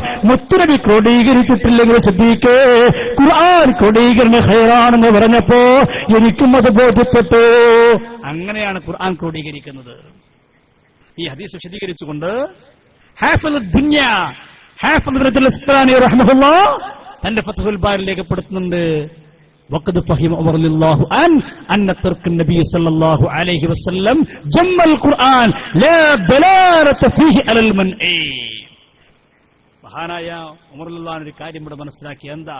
റസൂലുള്ള ചെയ്തില്ല എന്ന് കരുതി ആ കാര്യം ഹറാമാണെന്ന് പറയാൻ പറ്റില്ല, തെറ്റാണെന്ന് പറയാൻ പറ്റില്ല എന്നൊരാശയം ഉമർ റളിയല്ലാഹു മനസ്സിലാക്കിയത് കൊണ്ടാണ് റസൂലുള്ള ചെയ്യാത്തൊരു കാര്യം ചെയ്യാൻ പറഞ്ഞത്. അപ്പൊ റസൂലുള്ള ചെയ്യാത്തൊക്കെ ഷിർക്കാണെന്ന് പറഞ്ഞാൽ ഖുർആൻ മാറ്റിവെക്കേണ്ടി വരും. ഞാൻ ചോദിക്കട്ടെ, ഇനി ഇവർ ചെയ്യണൊക്കെ റസൂലുള്ളാഹിന്റെ കാലത്തുള്ളതാ? ഞാൻ ചോദിക്കാം, ഇവരുടെ ഈ അടുത്തൊരു പെരുന്നാൾ ഇവർ ആഘോഷിച്ചു. എങ്ങനെ പെരുന്നാൾ ആഘോഷിച്ച്? ബലൂണ് പൊട്ടിച്ചിട്ട്. സലഫികളെ പെരുന്നാൾ ആഘോഷിക്കുക ബലൂണ്. റസൂലുള്ളാഹിന്റെ കാലത്ത് എത്ര ബലൂണ് പൊട്ടിച്ചത്? നബി ബലൂൺ പൊട്ടിച്ചിട്ടുണ്ടോ? അള്ളാഹു റസൂൽ സല്ലല്ലാഹു അലൈഹി വസല്ലം ബലൂൺ പൊട്ടിച്ചിട്ടുണ്ടോ? അത് പിന്നെ മോളൊക്കെ ഉണ്ടാവുള്ളൂ. ഇവര് പെരുന്നാൾ ആഘോഷിക്കുകയാണ്. കാണുക, നിങ്ങളെ രംഗം കാണും. പോട്ടെ പോട്ടെ പോട്ടെ പോട്ടെ നോന്ന് പോട്ടെ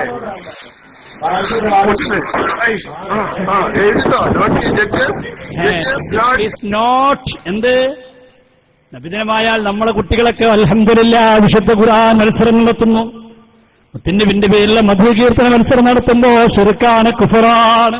ഇവരോ ബലൂൺ പൊട്ടിക്കൽ. നോട്ട് ഏത് ബലൂൺ പൊട്ടിക്കൽ. അള്ളാന്റെ റസൂൽ എത്ര ബലൂണ് പൊട്ടിച്ചിട്ടുള്ളത് ഒന്ന് പറയട്ടത്? ഓരോ താടി വെച്ച സാധനങ്ങൾ കണ്ടില്ല നിങ്ങൾ? പറയട്ടെ. സുധീർ പിടിച്ചു പകരം നേരെ പിടിച്ചിട്ട് അപ്പൊ ഇവർക്ക് എന്തു ആവാം, ഇവർക്ക് ബലൂണ് പൊട്ടിക്കാം, എന്തു ആവാം. റസൂലുള്ളാഹിന്റെ കാലത്തുള്ളതൊന്നും ചോദ്യമില്ല. ഇനി ഒരു പാട്ട് പാടിയിട്ടില്ലേ? റസൂലുള്ളാഹി സ്വല്ലല്ലാഹു അലൈഹി വസല്ലമ തങ്ങളുടെ പേരിൽ സ്വലാത്ത് ചൊല്ലുമ്പോ അവിടുത്തെ മധു കീർത്തനം ആലപിക്കുമ്പോ കളിയാക്കുന്ന സലഫികളല്ലേ ഇവർ? റസൂലുള്ളാഹിന്റെ പേരിലുള്ള ബുർദ ചൊല്ലുമ്പോ കളിയാക്കിയില്ലേ ഇവർ? എത്രയാണ് ഇവർ കളിയാക്കിയത്? എന്തൊക്കെയാണ് ഇവർ പറഞ്ഞു നടന്നത്? എത്ര രൂക്ഷമായിട്ടാ പ്രതികരിച്ചുമ്മമാരെ ഗൗരവത്തോടെ ചിന്തിച്ചോ, പെട്ടുപോകണ്ട. പ്രിയപ്പെട്ട ഹബീബ് നബി മുഹമ്മദ് മുസ്തഫ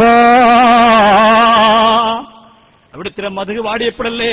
അതാണല്ലോ ഞാൻ പറഞ്ഞുകൊണ്ടെന്ന വിഷയം. മദീനത്തേക്ക് ചെന്നപ്പോ, മദീനത്ത് കുട്ടികൾ നബിയെ കണ്ടപ്പോ, പാട്ടുപാടിയപ്പോ പ്രിയപ്പെട്ട ഹബീബന്റെ പറഞ്ഞത് പാടണ്ട, എന്റെ മധു പാടണ്ട എന്ന് പറഞ്ഞു. ഇല്ലല്ലോ. എന്തേ ചെയ്തത്? സുബ്ഹാനല്ലാഹ്, മധു പാടുന്ന കുട്ടികളടുത്തേക്ക് പിടിച്ചിട്ട് ആ കുട്ടികളോട് ചോദിച്ചു, കുട്ടികളെ ഹൽ തുഹിബ്ബൂനനി, നിങ്ങൾക്ക് എന്നോട് ഇഷ്ടമുണ്ടോ കുട്ടികളെ? ഏത് കുട്ടികളോടാ ചോദിക്കുന്ന? ദഫ്മുട്ടുന്ന പാട്ടുപാടുന്ന നബിയുടെ മധു പാടുന്ന കുട്ടികളോട്. ആ കുട്ടികൾ പറഞ്ഞു, നബിയേ ഉണ്ടല്ലോ, നബിയേ ഉണ്ടല്ലോ. വല്ലാഹി ഇന്നാ നുഹിബ്ബുക യാ റസൂലല്ലാഹ്. അത് നബിയേ, അത് നബിയേ, അങ്ങയെ ഞങ്ങൾക്ക് വല്ലാത്ത ഇഷ്ടമാണ്. അപ്പൊ എന്തേ മുത്തുനബി പറഞ്ഞത്? മഹബ്ബത്ത് എന്ന് പറഞ്ഞാൽ പാട്ടുപാടലല്ല, ദഫ്മുട്ടലല്ല. നിർത്തൂ ദഫ്മുട്ടൽ, പാട്ടുപാടൽ അവസാനിപ്പിക്കൂ. പറഞ്ഞില്ല. ദഫ്മുട്ട കുട്ടികളെ, പാട്ടുപാടുന്ന കുട്ടികളെ അടുത്തേക്ക് വിളിക്കുകയാണ് ഹബീബ്, കൂട്ടിപ്പിടിക്കുകയാണ് ഹബീബ്. എന്നിട്ട് ആ കുട്ടികളോട് പറഞ്ഞു, കുട്ടികളെ വല്ലാഹി ഇന്നീ യുഹിബ്ബുക, വല്ലാഹി ഇന്നീ യുഹിബ്ബുക, വല്ലാഹി ഇന്നീ യുഹിബ്ബുക ഖാലഹാ സലാസ മർറാ. 3 പ്രാവശ്യം മുത്തുനബി പറഞ്ഞു, കുട്ടികളെ നിങ്ങളെനിക്കിഷ്ടമാ, നിങ്ങളെനിക്കിഷ്ടമാ, നിങ്ങളെനിക്കിഷ്ടമാ. അള്ളയാണ് സാക്ഷി. വല്ലാഹി വല്ലാഹി വല്ലാഹ്. ആരെ? ദഫ്മുട്ടുന്ന കുട്ടികളെ, പാട്ടുപാടുന്ന കുട്ടികളെ, നബിയുടെ മധു പാടിയ കുട്ടികളെ. ഇവർ പറയുന്നു അങ്ങനെ പാടാൻ പറ്റൂല. ബുർദനൊക്കെ കളിയാക്കാനുള്ള ഒരു ആവേശം തറിയോ? റസൂലുള്ളാഹി സ്വല്ലല്ലാഹു അലൈഹി വസല്ലം തങ്ങളുടെ പേരുള്ള മദ്ഹ് പാടുന്നതിനെ കളിയാക്കാൻ മത്സരിക്കുകയാണ് പറഞ്ഞു. വേറെന്താ? മുത്തുനബിയോടുള്ള അവരുടെ മഹബത്തിന്റെ ഊക്കാണ്. കണ്ടോളൂ നിങ്ങൾ, ഒരു മൗലവി കളിയാക്കുന്ന രംഗം നിങ്ങൾ കണ്ടോളൂ.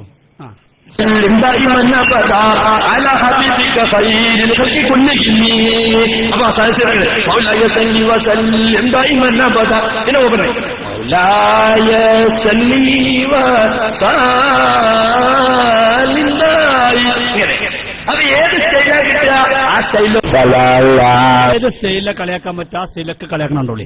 അടുത്ത സ്റ്റൈല്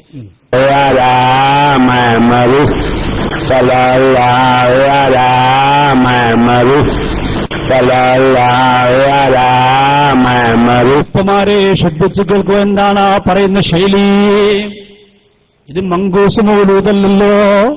റസൂലുള്ളാഹിന്റെ പേരിലെ സലാത്തിനെയാണ് കളിയാക്കുന്നത്. സല്ലല്ലാഹു അലാ മുഹമ്മദ്. കേൾക്കുന്നില്ലേ ഉപ്പമാരെ ഉമ്മമാരെ, പെട്ടുപോകണ്ട ആക്കിബത്ത് മോശമായി പോകുന്നതാണ്. പറട്ടെ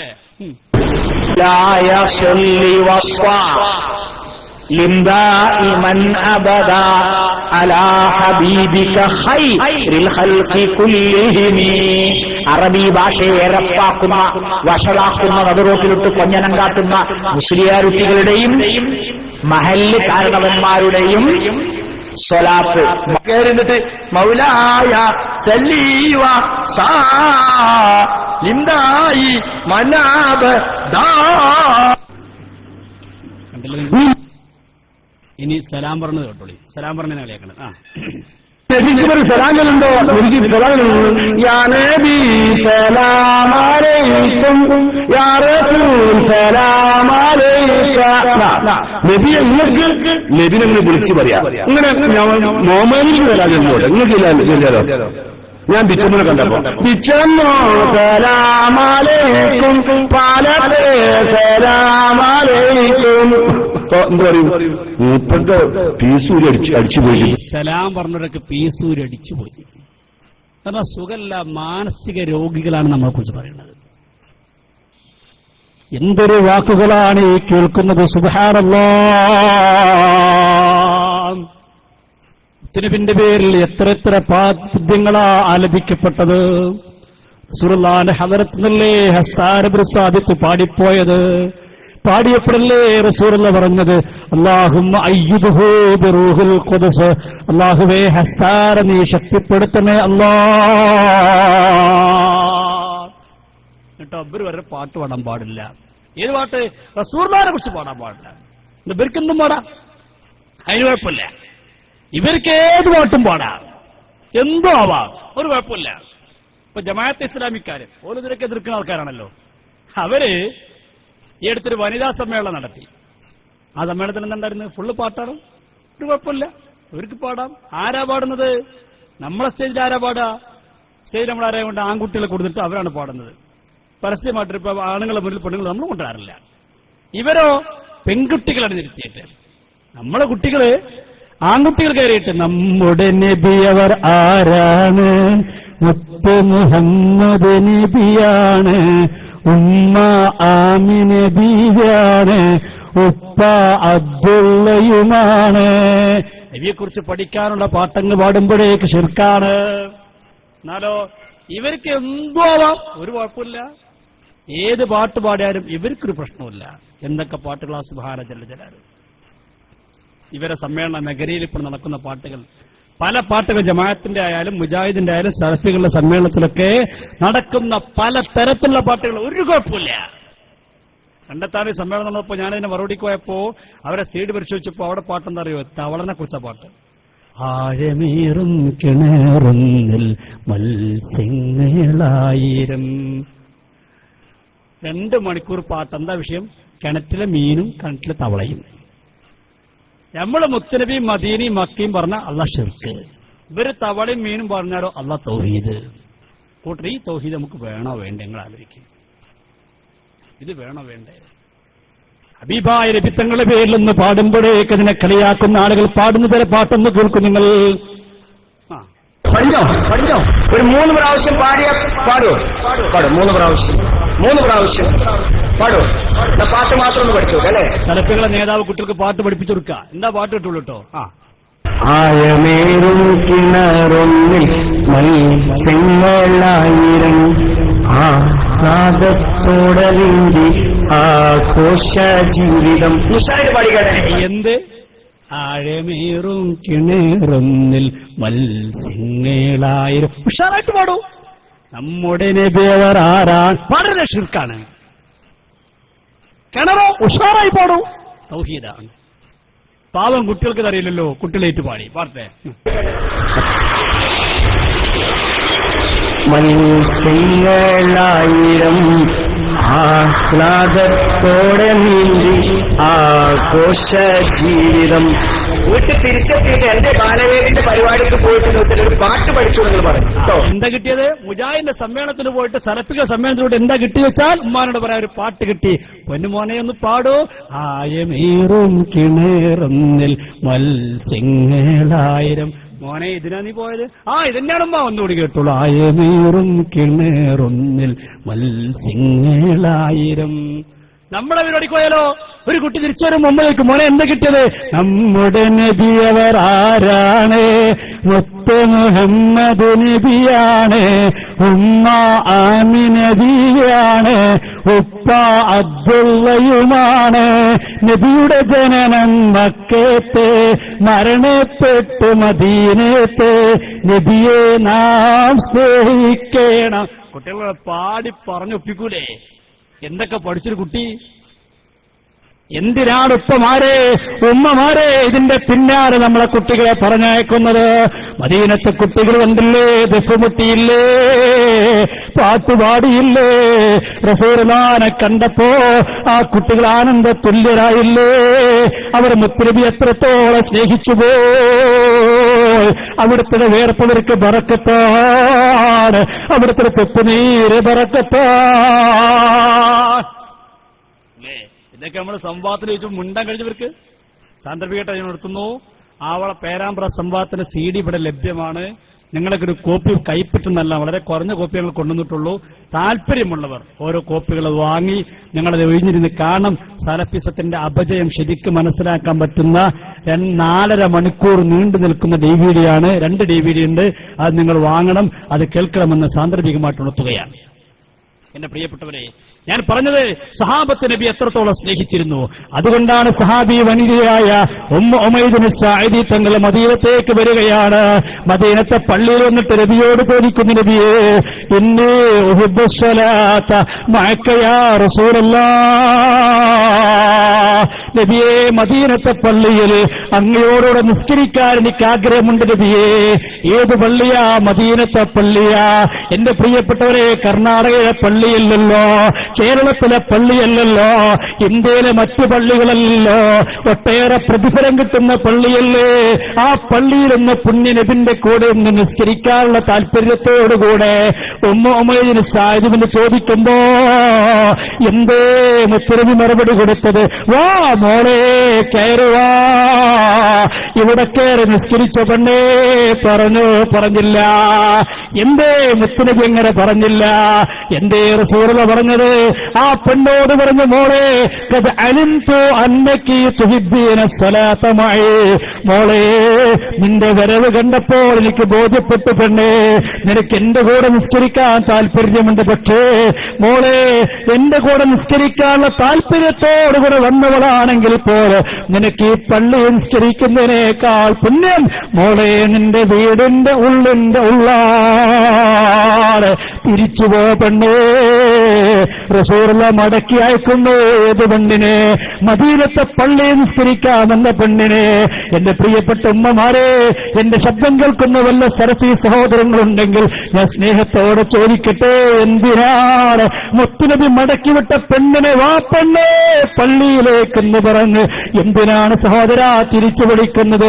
അല്ലാഹുവിന്റെ റസൂൽ പറയുന്നു, വേണ്ട വരണ്ട മോളെ വരണ്ട, നീ തിരിച്ചുപോ, വീട്ടിൽ പോയി നിസ്കരിച്ചോ. ഈ മദീനത്തെ പള്ളി നിസ്കരിക്കുന്നതിനേക്കാൾ പുണ്യം മോളെ നിന്റെ വീടിന്റെ ഉള്ളാണെന്ന് പറയുമ്പോ ആ പെണ്ണതാ തിരിച്ചു പോകുന്നു. സുബ്ഹാനല്ലാഹ്, രേഖപ്പെടുത്തുകയാണ്. പെണ്ണ് വീടിന്റെ ഉള്ളിൽ നിസ്കരിക്കാനുള്ള സ്ഥലമുണ്ടാക്കി പിന്നീട് ആ പെണ്ണ് പുറത്തിറങ്ങിയിട്ടില്ല.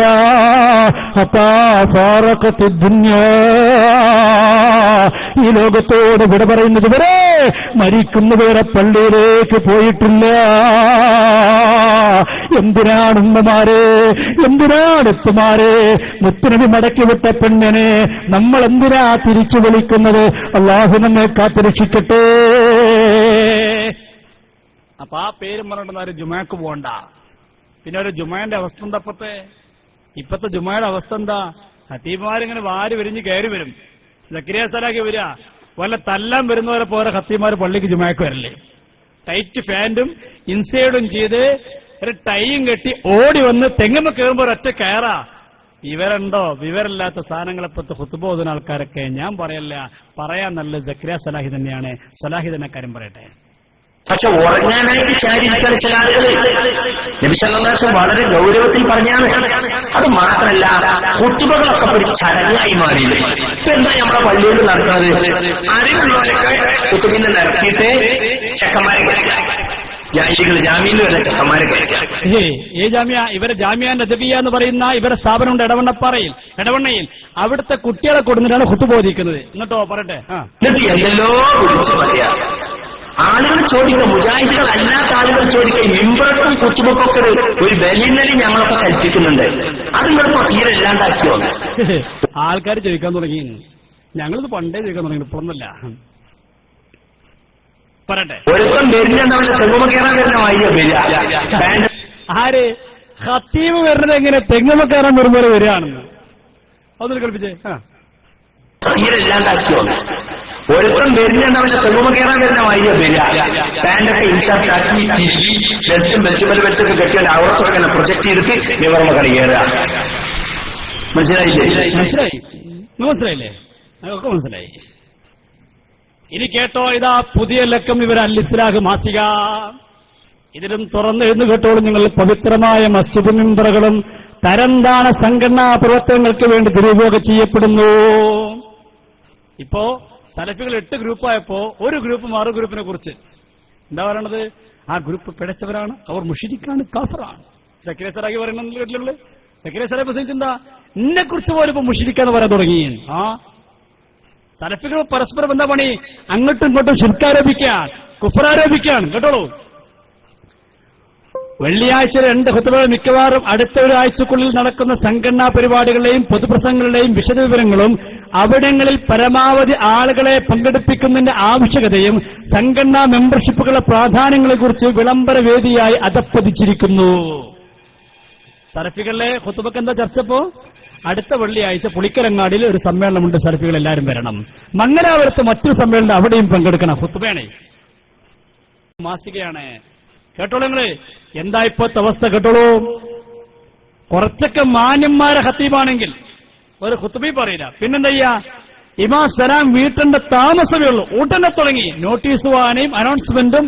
നമസ്കാര ശേഷം അള്ളാഹു റസൂൽ പഠിപ്പിച്ച എത്ര ദിക്റുകളുണ്ട്, അത് ചെല്ലാൻ ഇവർക്ക് നേരമുണ്ടോ? ആർക്ക്? മുജാഹിദിന്റെ നേതാക്കന്മാർക്ക്, സലഫികളുടെ നേതാക്കന്മാർക്ക് നിസ്കാരത്തിലെ ദിക്റൊന്നുമില്ല, അനൗൺസ്മെന്റ് മാത്രമേ ഉള്ളൂ. എന്തൊക്കെയാണ് ഇവർ പറയുന്നത്? പള്ളി മിമ്പറുകളും മേറാബുകളും ഏറെ പവിത്ര സ്ഥാനങ്ങളാണ്. പക്ഷേ ഇതൊക്കെ നഷ്ടപ്പെടുത്തിക്കൊണ്ടിരിക്കുകയാണ്. ആരുടെ പുസ്തകം? അവരുടെ പുസ്തകത്തിൽ പറയുന്നു. എന്തിനാണ് ആ ഖുത്ബക്ക് നമ്മൾ പോകുന്നത്? എന്തിനാണ് എന്റെ പ്രിയപ്പെട്ടവരെ, എന്റെ ഉമ്മമാരെ, രക്ഷിതാക്കളെ പെട്ടുപോകരുത്, ആ ഖുത്ബയിൽ പെട്ടുപോകരുത്. നമ്മുടെ ആക്ടിബത്ത് നഷ്ടപ്പെട്ടു പോകും. അള്ളാഹു നമ്മെ കാത്തിരക്ഷിക്കുമാറാവട്ടെ. വളരെ ഗൗരവത്തോടെ ചിന്തിക്കേണ്ട കാര്യമാണ്. ഈ പ്രസ്ഥാനങ്ങളൊക്കെ പഠിപ്പിച്ചുകൊണ്ടിരിക്കുന്ന ആശയങ്ങളൊന്നും പെട്ടുപോകരുത്. ജമാഅത്ത് ഇസ്ലാമി അവരെ സംബന്ധിച്ചിടത്തോളം ഇന്നലകളിൽ പറഞ്ഞതെല്ലാം അവർ ഇന്ന് പറഞ്ഞുകൊണ്ടിരിക്കുന്നത് അവർ മറിഞ്ഞുകൊണ്ടിരിക്കുകയാണ്, അല്ലേ? ഇന്നലകൾ ജമാഅത്ത് ഇസ്ലാമി എന്തായിരുന്നോ സമൂഹത്തിന് മുമ്പിൽ പറഞ്ഞത്? സുബ്ഹാനല്ലാഹ്, അതൊക്കെ ഇന്ന് ജമാഅത്ത് ഇസ്ലാമി തിരിപ്പിക്കണമെങ്കിലേ അവർക്കൊന്നും പറയണ്ടോ? അവരെന്താ ഒരു കാലത്ത് പറഞ്ഞത്? രാഷ്ട്രീയം ഹറാമാണ്, അല്ലേ? ഇന്ത്യ ഗവൺമെന്റിന് അനുസരിക്കൽ ഹറാമാണ്, നിഷിദ്ധമാണ്. അത് കുറച്ച് പറയാൻ പറഞ്ഞുകൊണ്ട് മാത്രം ഞാൻ പറഞ്ഞു. വീണ്ടും അതിൽ മറ്റിലേക്ക് തിരിച്ചു വരാം. ജമാഅത്തെ ഇസ്ലാമി ഇന്ത്യയിൽ വന്നപ്പോൾ അവർ പറഞ്ഞതെന്താ? ഇന്ത്യൻ ഗവൺമെന്റിന് അനുസരിക്കുന്നതും വോട്ട് ചെയ്യുന്നതും എന്തിനേറെ ഗവൺമെന്റ് സ്കൂളിൽ പോയി പഠിക്കുന്നത് പോലും ശിർക്കാ. ഗവൺമെന്റ് സ്കൂളിൽ പോയിട്ട് കുട്ടിയെ ചേർത്താൽ അവനെ മുശ്രിക്കായി, കാപ്പി മുശ്രിക്കായി, കുട്ടി മുശ്രിക്കായി. എത്രത്തോളം?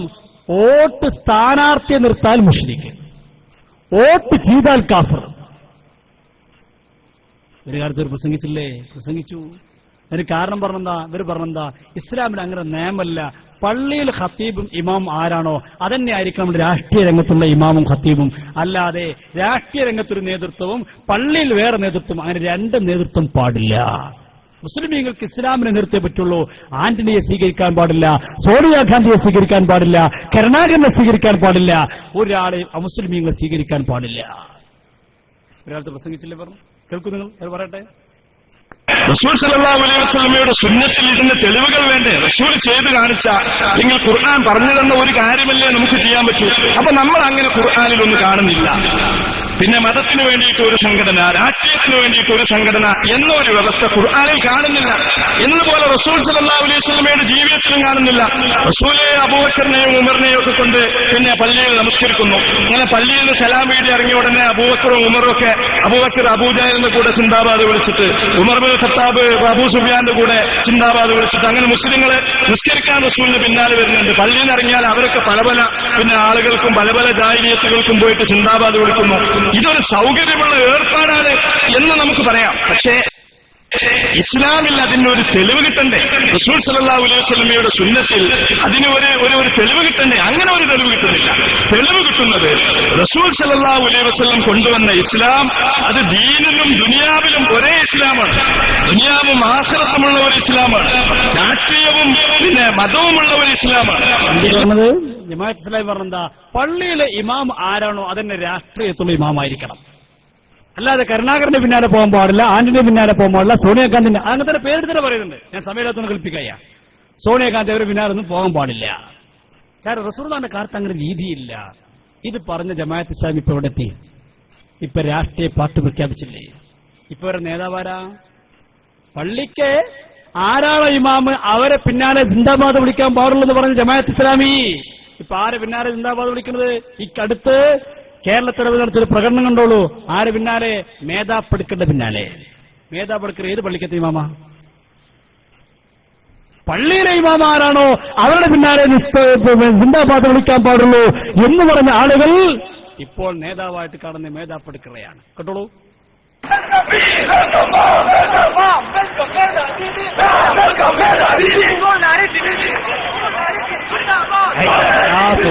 പ്രവർത്തകന്മാരൊക്കെ മേധാപ്പെടുക്കർജിയുടെ വർക്കത്തിട്ടാൻ വേണ്ടി തട്ടിമുട്ടി തീർന്നു പോകുന്നു. ഒരു കുഴപ്പമില്ല, ഒരു പ്രശ്നമില്ല. ഇപ്പൊ രാഷ്ട്രീയം അവർ പറയുന്നു നിർബന്ധ ഘട്ടത്തിലേക്ക് എത്തിയിരിക്കുന്ന രാഷ്ട്രീയ പാർട്ടി പ്രഖ്യാപിക്കുമ്പോൾ അന്നത്തെ കേരളത്തിന്റെ ജമാഅത്ത്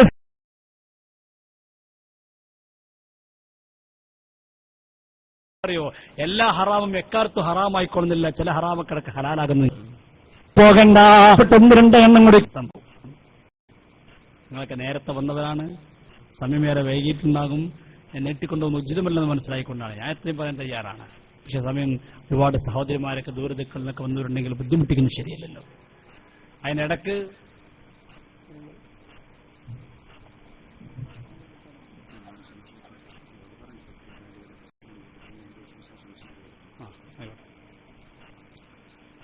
സംശയം ചോദിക്കാൻ അവരാർക്കാരെങ്കിലും ഉണ്ടെങ്കിൽ ഇൻഷാ അള്ളാഹ് അത് കഴിഞ്ഞാൽ അതിനവർക്ക് അവസരം കൊടുക്കും. സലഫികൾ ആരെങ്കിലും ഉണ്ടെങ്കിൽ അവർക്കാണ് അവസരം. സലഫികൾ മൗദൂദികൾ അവരുണ്ടെങ്കിൽ അവർക്ക് വരാം, അവർക്ക് ചോദിക്കാം. നമ്മുടെ പ്രവർത്തകന്മാർക്ക് സംശയം ഉണ്ടെങ്കിൽ ഉസ്താദുമാർ എപ്പോഴും ഉണ്ടാകും, പള്ളിയിലുണ്ടാകും, അവിടെ പോയി കാണാം. അവർക്കിപ്പോൾ ഇവിടെ സമയം കളയാൻ ആഗ്രഹിക്കുന്നില്ല. സലഫികൾ മൗദൂദികൾ പ്രിയപ്പെട്ടവരെ, മുത്തുനബി വഫാത്തായിട്ട് എത്ര വർഷങ്ങൾ കഴിഞ്ഞിട്ടാ റസൂലുള്ളാഹിന്റെ ഖബറിലേക്ക് ചെല്ലുന്ന ആര്? അഹ്മദുൽ കബീർ ദിഫായി തങ്ങളാ. പോയില്ലേ റസൂലുള്ളാഹിന്റെ ഖബറിലേക്ക്? റസൂലുള്ളാഹിന്റെ ഖബറിൽ ചെന്നിട്ട് അഹ്മദുൽ കബീർ തങ്ങൾ കരഞ്ഞുകൊണ്ട് പാടിയല്ലേ നബിയേ, യാ റസൂലല്ലാഹ്, മുത്തുനബിയേ, ഫീ ഹാലത്തുൽ ബദർ കുന്തു റസൂലുഹാ തുഖബിലുൽ അർള നീ വഹിയ നൈബതി. മുത്തുനബിയേ, ബഗ്ദാദിൽ എപ്പോൾ അങ്ങക്ക് ഞാൻ സലാം ചൊല്ലാറുണ്ടോ? സലാം പറഞ്ഞേക്കാറുണ്ട് നബിയേ. പക്ഷേ ഇപ്പോൾ ഇതാ എന്റെ ജസദോടുകൂടെ മദീനത്തേക്ക് ഞാൻ വന്നിരിക്കുന്നു നബിയേ. എന്റെ ആത്മാവല്ല, ജസദമുണ്ട് നബിയേ. ഇമാ സയ്യൂത്തി റഹ്മത്തുള്ളാഹ് തന്റെ അൽ ഹാദിറിൽ സംഭവം രേഖപ്പെടുത്തുന്നത് കാണാൻ കഴിയും. ഇമാം മുഹമ്മദുൽ കബീർ ദിഫായി തങ്ങൾ നബിയോട് കരയുകയാണ്. എപ്പോഴാണ് കരയുന്നതെന്നല്ലേ? അല്ലാഹുവിന്റെ റസൂൽ വഫാത്തായിട്ട് നൂറ്റാണ്ടുകൾ കഴിഞ്ഞിട്ടാണ്. ഒരു വർഷമല്ല, 2 വർഷമല്ല, 10 അല്ല, 100 കണക്കിന് വർഷങ്ങൾ കഴിഞ്ഞിട്ടാണ് അഹ്മദുൽ കബീർ തങ്ങൾ ചൊല്ലുന്നത്, മുത്തുനബിയോട് സങ്കടം പറയുന്നത്. എന്നിട്ട് നബിയോട് പറഞ്ഞു, നബിയേ, ആ കൈയൊന്ന് പുറത്തേക്ക് തരുമോ? കബറിൽ കിടക്കുന്ന നബിയോട് പറയുന്ന നബിയെ ആ കയ്യൊന്ന് പുറത്തേക്കിട്ട് വരുമോ? സുബ്ഹാനല്ലാഹ്, പറയേണ്ട താമസം കയ്യ് പുറത്തേക്ക് വരികയാണ്. അഹമ്മദുൽ കബീർ തങ്ങളോ ആ കയ്യതാ തുറുതുരാ മുത്തുകയാണ്, ചുംബിക്കുകയാണ്. കയ്യതാ പിന്നീട് ഉള്ളിലേക്ക് ഉൾവലിഞ്ഞു പോകുന്നു. എന്തേ മനസ്സിലാക്കേണ്ടത്? അവിടുന്ന് വഫാത്തായാൽ ഇന്നും ജീർണിച്ചിട്ടില്ല, ഒന്നും പറ്റിയിട്ടില്ല. അല്ലാഹുവേ, മദീനത്തേക്ക് ചെല്ലാൻ ഈ സാധുക്കൾക്ക് ഭാഗ്യം നൽകണേ അല്ലാ, ഭാഗ്യം നൽകണേ അല്ലാ. മുഅ്മിനീങ്ങളെ, നമ്മുടെ മനസ്സിലെപ്പോഴും കൊണ്ടു നടക്കുന്നല്ലേ ആ മദീനത്തെ പള്ളി എന്ന് കാണാ കൊതിക്കാത്തവരുണ്ടോ? ആ റൗളയെന്ന് കാണാൻ ആഗ്രഹിക്കാത്തവരുണ്ടോ?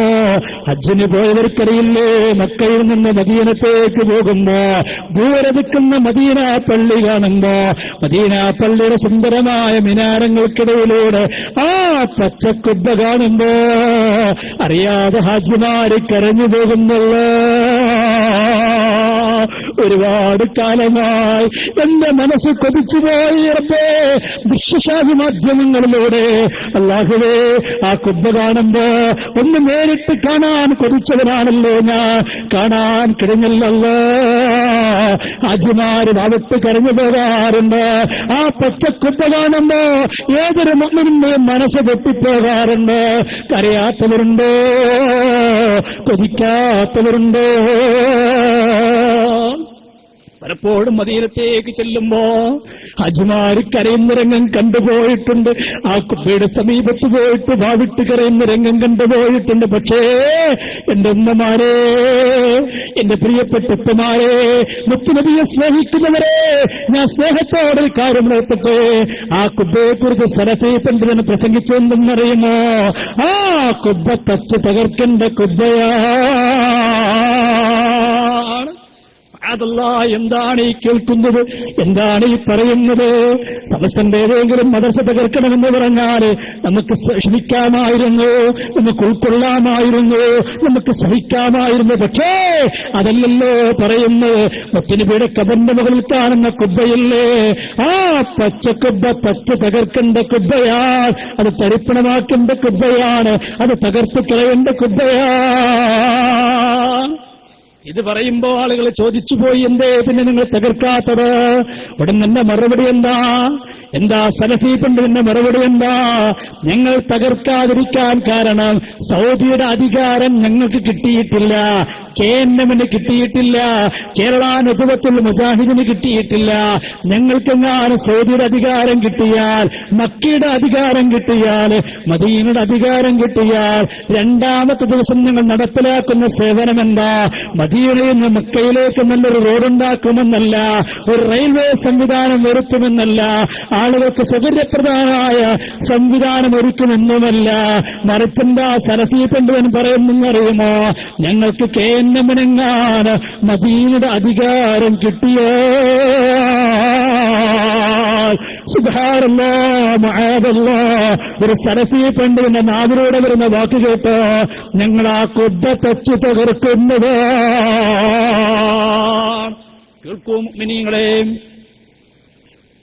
ഞങ്ങൾ എന്താ തകർക്കാത്തത്? സൗദിയിലെ ഒരുപാട് ജാരങ്ങൾ തകർത്ത് നിങ്ങൾ ആര് സമയത്ത് പറഞ്ഞുകൊള്ളും? എന്താണ് ആ കുബ്ബ തകർക്കാത്തത്? എടോ, സൗദിയിലെ ഭരണം ഞങ്ങൾക്കൊന്നല്ലല്ലോ. ഞങ്ങൾക്ക് തകർക്കാൻ കേന്ദ്രത്തിന് ഭരണം കിട്ടിയാലല്ലേ ഞങ്ങൾക്ക് തകർക്കാൻ കഴിയുള്ളൂ. കേന്ദ്രത്തിന് ഭരണം കിട്ടിയാൽ പിറ്റേന്ന് ഞങ്ങളെ കുബ്ബ തകർക്കും. KNM-ന് ഭരണം കിട്ടിയാല് ഉമ്മമാരെ ശ്രദ്ധിച്ചോ, പല CD-യുമായി നിങ്ങൾ സമീപിച്ചേക്കാ, അരി കൊണ്ടുവന്ന് വീട്ടിലേക്ക് തന്നേക്കാ, ഇറച്ചി കൊണ്ടുവന്ന് തന്നേക്കാ. ഉമ്മ പെട്ടുപോകണ്ട.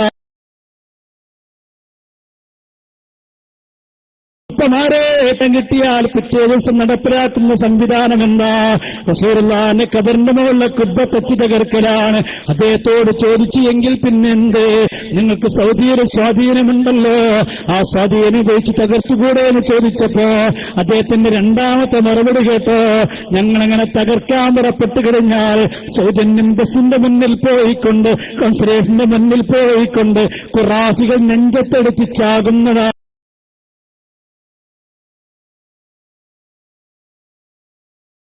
കുറെ വാക്കാണ് ഈ പറയുന്നത്. മുഅ്മിനീങ്ങളെ കുറിച്ചല്ലേ പറയുന്നത്. കേൾക്കൂത്തുമാരേ, സൗദി എംബസിയുടെ മുമ്പിൽ പോയിട്ട് കോൺസുലേറ്റിന് മുമ്പിൽ പോയിട്ട് കുറെ ഖുറാഫികൾ നെഞ്ഞത്തടിച്ച് ചാവും. നിർമ്മിച്ചു. അങ്ങനെ കുറെ എണ്ണം ചത്തുപോണ്ടാണ് വിചാരിച്ചിട്ട് സൗദി ഗവൺമെന്റ് അവിടെ നിലനിർത്തിയിരിക്കുമ്പോൾ കുറെ എണ്ണം ചത്തുപോണ്ടാണ് വിചാരിച്ചിട്ട് സുബ്ഹാനല്ലാഹ്, എന്തൊരു വാക്കാണ്, എന്തൊരു പ്രയോഗമാണ് നടത്തുന്നത്. ഉപ്പുമാരെ പെട്ടുപോകണ്ട, എല്ലാവരും എണീറ്റിനൊരു 3 സ്വലാത്ത് ചൊല്ലി നമുക്ക് ദുആ ചെയ്യാം. നല്ലൊരു സദസ്സാണ്, വിശുദ്ധമായ മുഹറം മാസമാണ്, ധാരാളം പവിത്രതയുള്ളൊരു മാസമാണ്, ഒട്ടേറെ പ്രവാചകന്മാരുടെ പ്രതിസന്ധി ഘട്ടങ്ങൾക്ക് പരിഹാരമായ മാസമാണ്. അൽഹംദുലില്ലാഹ്, അള്ളാഹു സൗഭാഗ്യം നൽകിയൊരു മാസമാണ്. ദുആ ചെയ്യാതെ ഒരാളും പോകരുത്. 3 സ്വലാത്ത് ചൊല്ലി നമുക്ക് ദുആ ചെയ്യാം. അള്ളാഹുവേ സ്വീകരിക്കണേ അല്ലാഹ്.